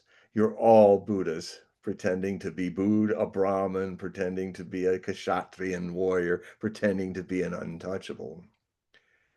You're a Buddha pretending not to be these are these pretenses of the ego and stuff. So he was saying everybody's a Brahmin, and the Brahmins responded by in the next few centuries by just casting out all the temples of Buddhism out of India. That's why it went to China and it spread elsewhere. And then what they did in a very clever, sophisticated way is they said, okay, now Buddha was the avatar we were foreseeing. And they said, well, he's God playing trickster. He's God playing tempter. And so if you follow Buddha, that was God's way to test your virtue and your spiritual sense and not be led astray. So even God in the Hindu idea can be, well, Hari Deva is one of the names of God, the Brahman, and he's a thief. So they made Buddha a thief. a con man, as God playing con man. That's how they got over their big interpretive mistake. All right, I found the page of the Talmud that states this, Okay. and it's dealing with it's dealing with Balaam, and there's a discussion that's going on, and it's talking about it's talking about Jesus being boiled in semen. Yeah, Wow. If and you this can, ties into what you were saying. This is like yeah, I'm having an epiphany here. I remember never, that these that's the first people, time I've had corroboration. but these people, you got to remember the people, the individuals that were writing the Talmud were, they knew, like 70 languages. They knew obviously the Jewish law, oral and written, right? You're talking about the Sanhedrin. You're talking about people that really knew their stuff. They were like the scholars of their time period. They weren't like just a bunch of, you know, Hasidic Jews running around eating, bagels and lox, right? No, So I mean, so they were on modern day scholarly lockdown. yeah, but modern day man assumes that the people that were actually writing the Talmud must have been some bumpkins or something Yeah, and just well, making stuff up. no. And but they were writing in a really, they were tapping into a deeper understanding or a deeper knowledge that goes way before the writings of the Torah. Yeah, it's the exactitude. Yeah, I mean it's a life calling. I mean it's even more intense than being a Kohanim who's can't walk on earth because he'll be dispurified and he won't be able to go into the great temple to be a priest. And so a lot of even now they're Kohanim in Israel that never touched ground, so that they are not made unclean. So, but even that, though intense and dedicated, has nothing to share compare to with the way these guys were going totally into the exactitude of it. So Right. if you can send I'll send you I'll send you a text. But what's really important is with the Talmud, it's not like yeah, taking a page. You got to no, have to like understand the book it's coming from. What yeah, is it teaching? yeah, Because there's a dialectic. You have some rabbis that are saying one thing, others are saying another, yeah, and there's a discussion. And then near the end, usually, not always, but usually the sages will say, this is the interpretation, or this is what's been ruled. It's almost like you have a prosecutor in the court of mhm, law, let's say to the Supreme Court, you have someone that's presenting to the yeah. Supreme Court, You and have the Pope then saying it's ex cathedra this or that. yes, and then you have and then you have the Sanhedrin saying, okay, we're going to rule this way. Okay. So if you just take one page and just read it, it's hard to understand what the whole context is. Now, is it written? Yeah, Well, in it's a written there. bigger It's written sense, there. it's the whole context of Emmanuel returning. You know, it is they're talking about Emmanuel. It wouldn't be Jesus. It was they were expecting Emmanuel to come back. The Masiha, not the Messiah. So in the bigger picture, it's foreseeing that, and maybe Daniel tried to kind of get it to a timetable. But no, yeah, the bigger picture is the return of Well, a here, Daventine. The Dalai Lama is the closest comparison to what David was as a king of Israel. He's like the Dalai Lama, who is both the political and spiritual leader of the Tibetan people. That's what a Messiah is. And so I see the bigger picture is they're interpreting where that's going, and they are human, just like me. well, it's coming out of the book. All right. So each Talmud is focusing on a certain topic, right? And in Gittin is dealing with divorces, and and it's tied to addressing family law. So the bigger question, and I don't, I'm not a Talmudic scholar, but the question would be, why is Jesus in the Talmud dealing with Balaam and the boiling of semen in family law book dealing with divorces. See, there's a larger context of what this is meaning. See, but I don't know. I haven't read it, so I have no idea. But I do know this is that there is a big mistake to just take one page out of a No, I understand. volume and not understand the full context, because you don't know who's arguing what. It would just reading one page, because sometimes these arguments are 20 pages long. Yeah. Well, and the other thing too is that I would only just point out that isn't it interesting that there's an etymological bridge, how one wants to take that. I mean, why is it in the codification of divorce and marriage and all of that? Well, it's I don't know. how are people born?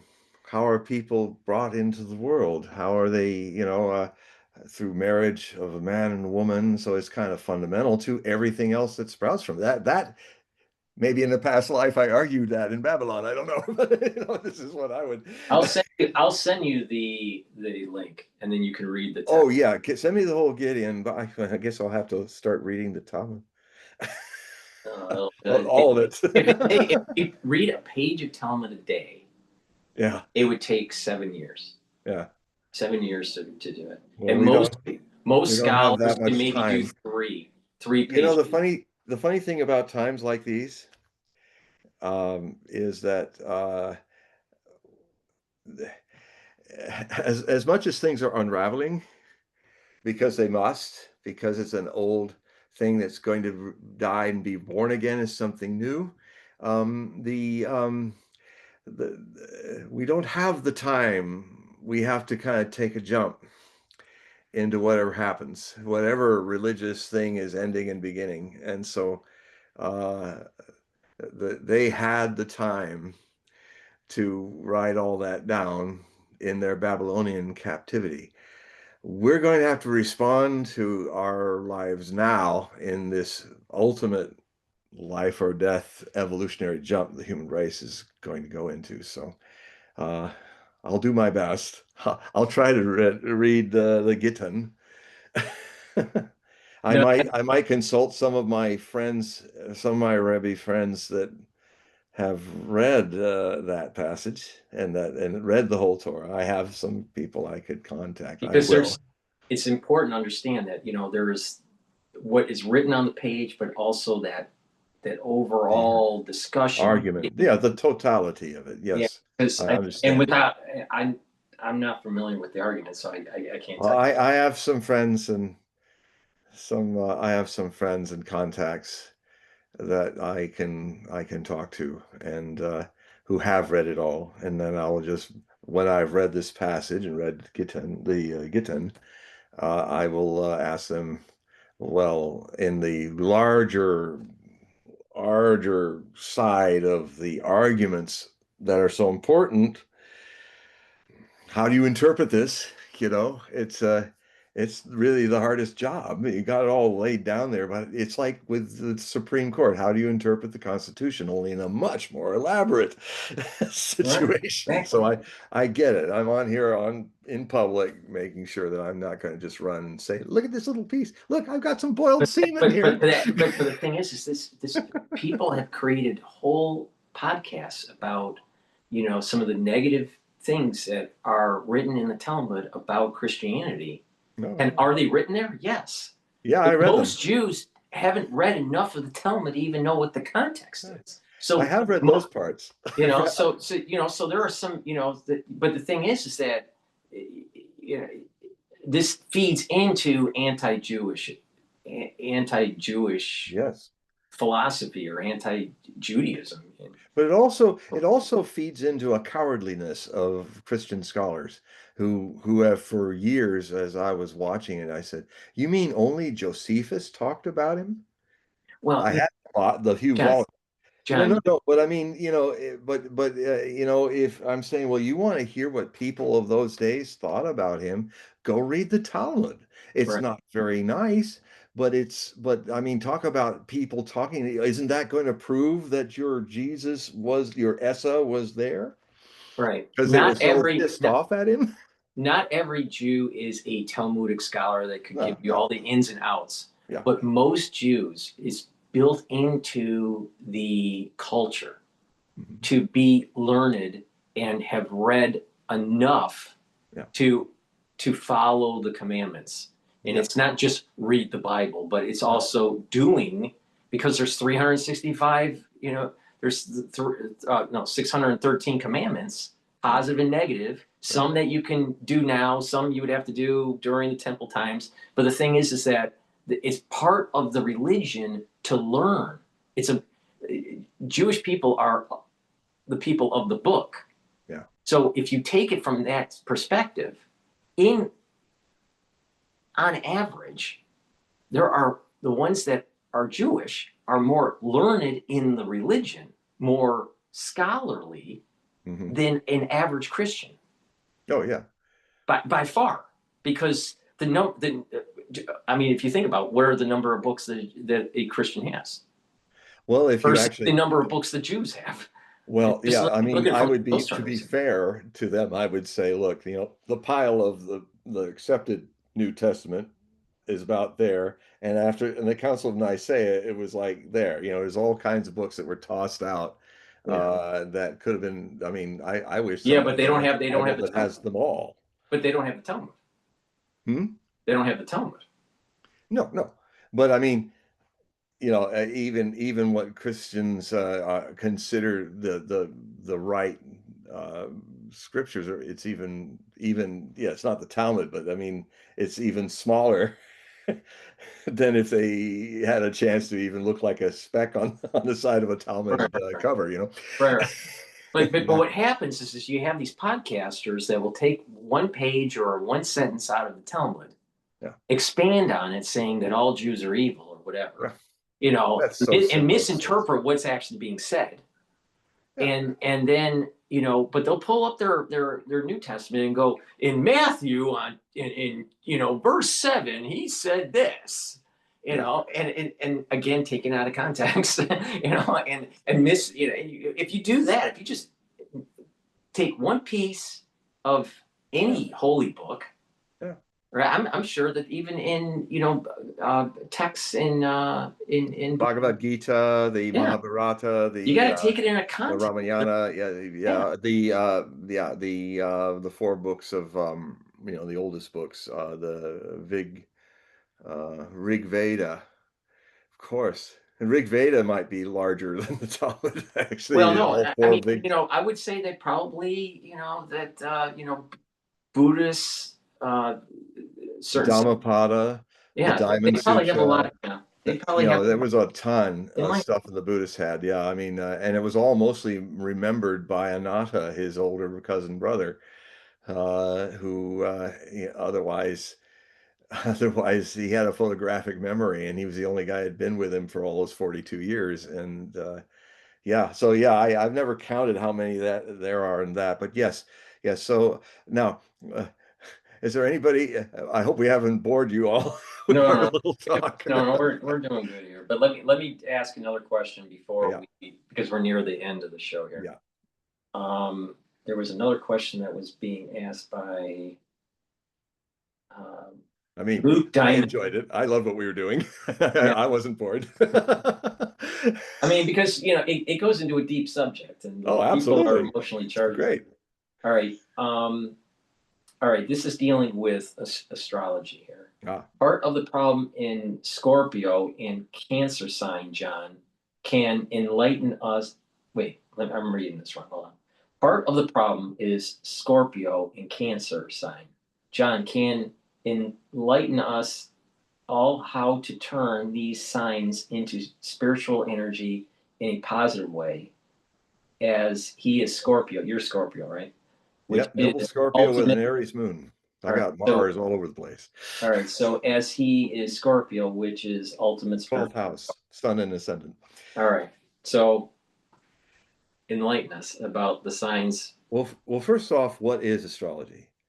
The fundamental idea is that a lot of people A lot of people, really good astrologers, literally think that just by knowing the signs and all and their potential aspects, that's enough. But I am not an astrologer. I use astrology though as, I mean, I will not call myself an astrologer. I am, but I'm also hydromatic. I'm also, theurgic. You know, I see astrology as a language, a divination language, a poetry, a subjective trigger for that which is the theurgic mystery. And it I've studied almost every noted recorded seer from beginning of human history to the present. And I have noticed that people sometimes who have not the theurgic experience think that the language is more important than the thing that's reading it, than the mystery that's being triggered by it. And you can have something that's very elaborate that triggers you. You can be the Scottish Brahman seer. This guy was just a country bumpkin guy. He had a meteor rock with a polished black obsidian meteor rock, and he picked it up from a fallen meteor, and then all he'd do is look into the black obsidian and scry. He was a scryer, and it would trigger the oracular event. So if astrology triggers it, good. If waving your finger 3 times triggers it, good. If you have to dress up like Nostradamus and pull off all your street clothes, bathe yourself in a big dish with sanctified water, and then if it gets you in the mood by donning a white hooded robe with big sleeves, and then suddenly you've transformed yourself into a second century Roman necromancer. If you get turned on, if you turn on the mood by building a brass tripod which you sit in like the Brighteon, who are a lot like the Oracle of Delphi, only they did not have a volcanic fissure to put their brass tripod over so that she could breathe in the ethylene and fumes and get into a state. So in Asia Minor, the Brighteon, the brass arms, the brass legs of the Bitchute, who are also divinators from Apollo, as with the others, they didn't have the fissure, so they would put a brisket on a stone floor, and they would put a bowl with sulfuric and highly fuming, toxic kind of smells and he'd be over there smelling it. And then he would start to make his divination mantras, and he would then take his laurel branch and as his wand, at a certain point when the divination mantra was finished, he would dip it into the boiling water, the branch, and flash it on the hem of his robe and his naked foot. And the sting would create a wind-like process going through his white robes, which would terrify him.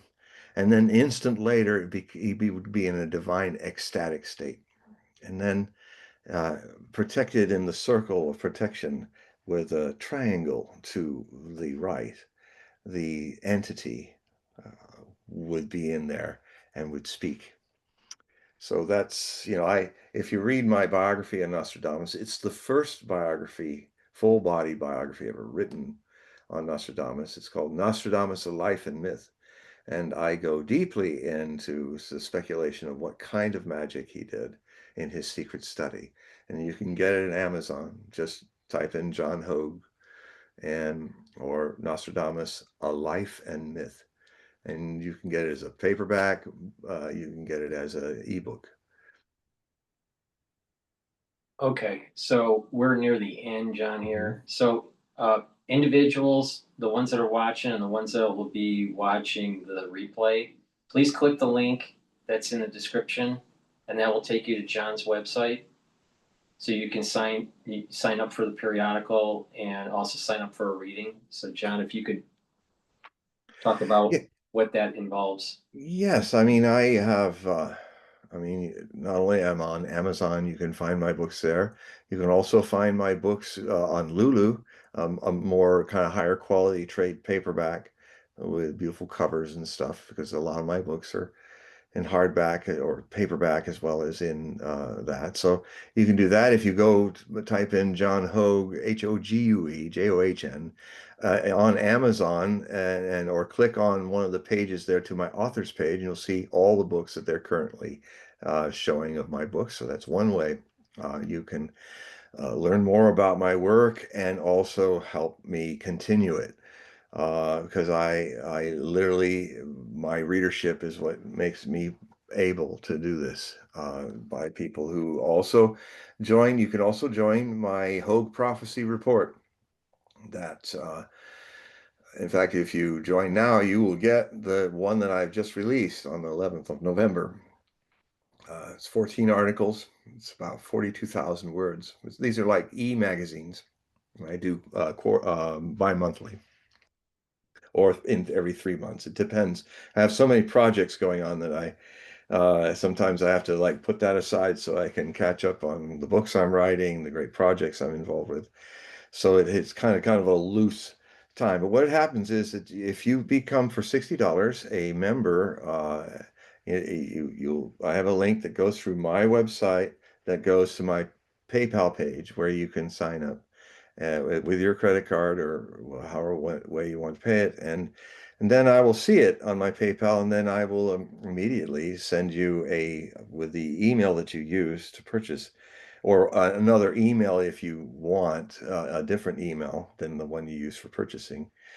You will get a PDF copy, a Adobe PDF copy, which, by the way, has in it a link to the Liquid app that will allow you to read it on your phone any which way you like and not have it little itty bitty letters and you're scrolling around on it on your phone. If you're seeing it in a laptop or all, it'll all come up fine.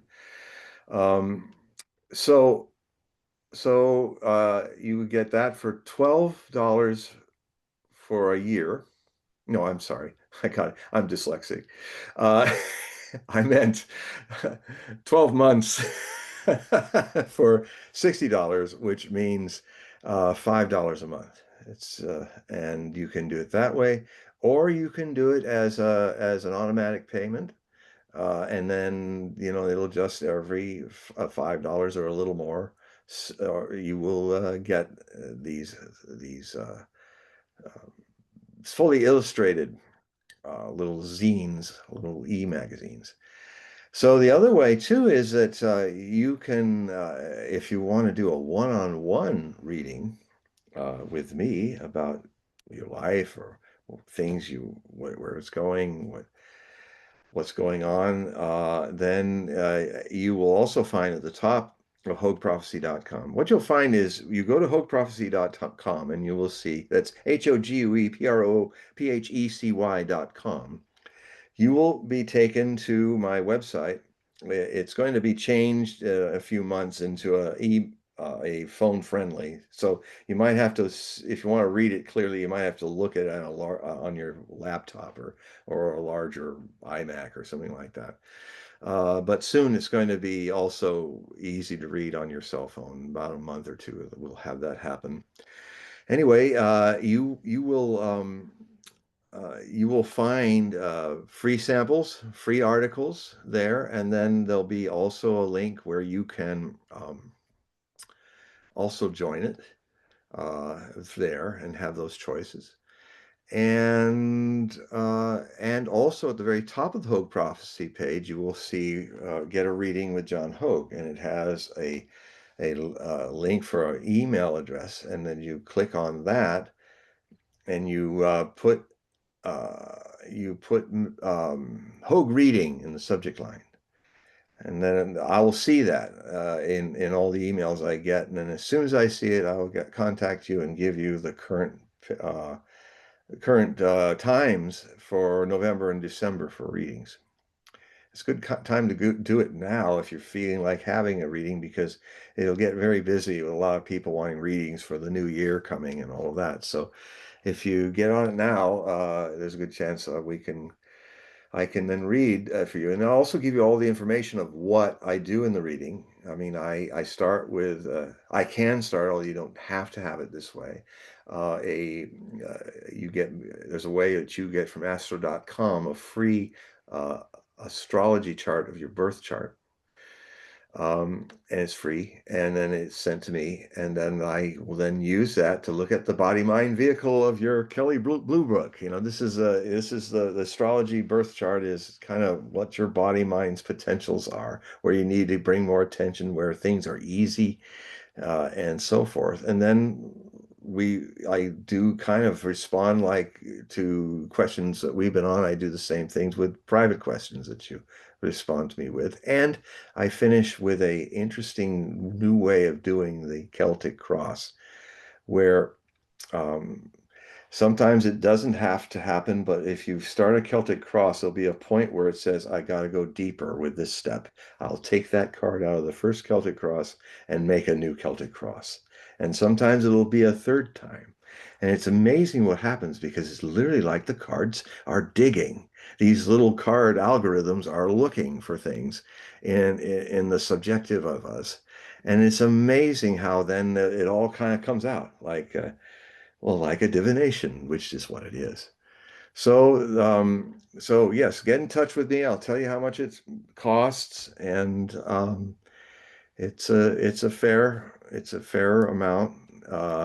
I keep it low because as a celebrity, I could charge, probably get away with $1,000, but I'd only be reading rich people, and I don't want to do that.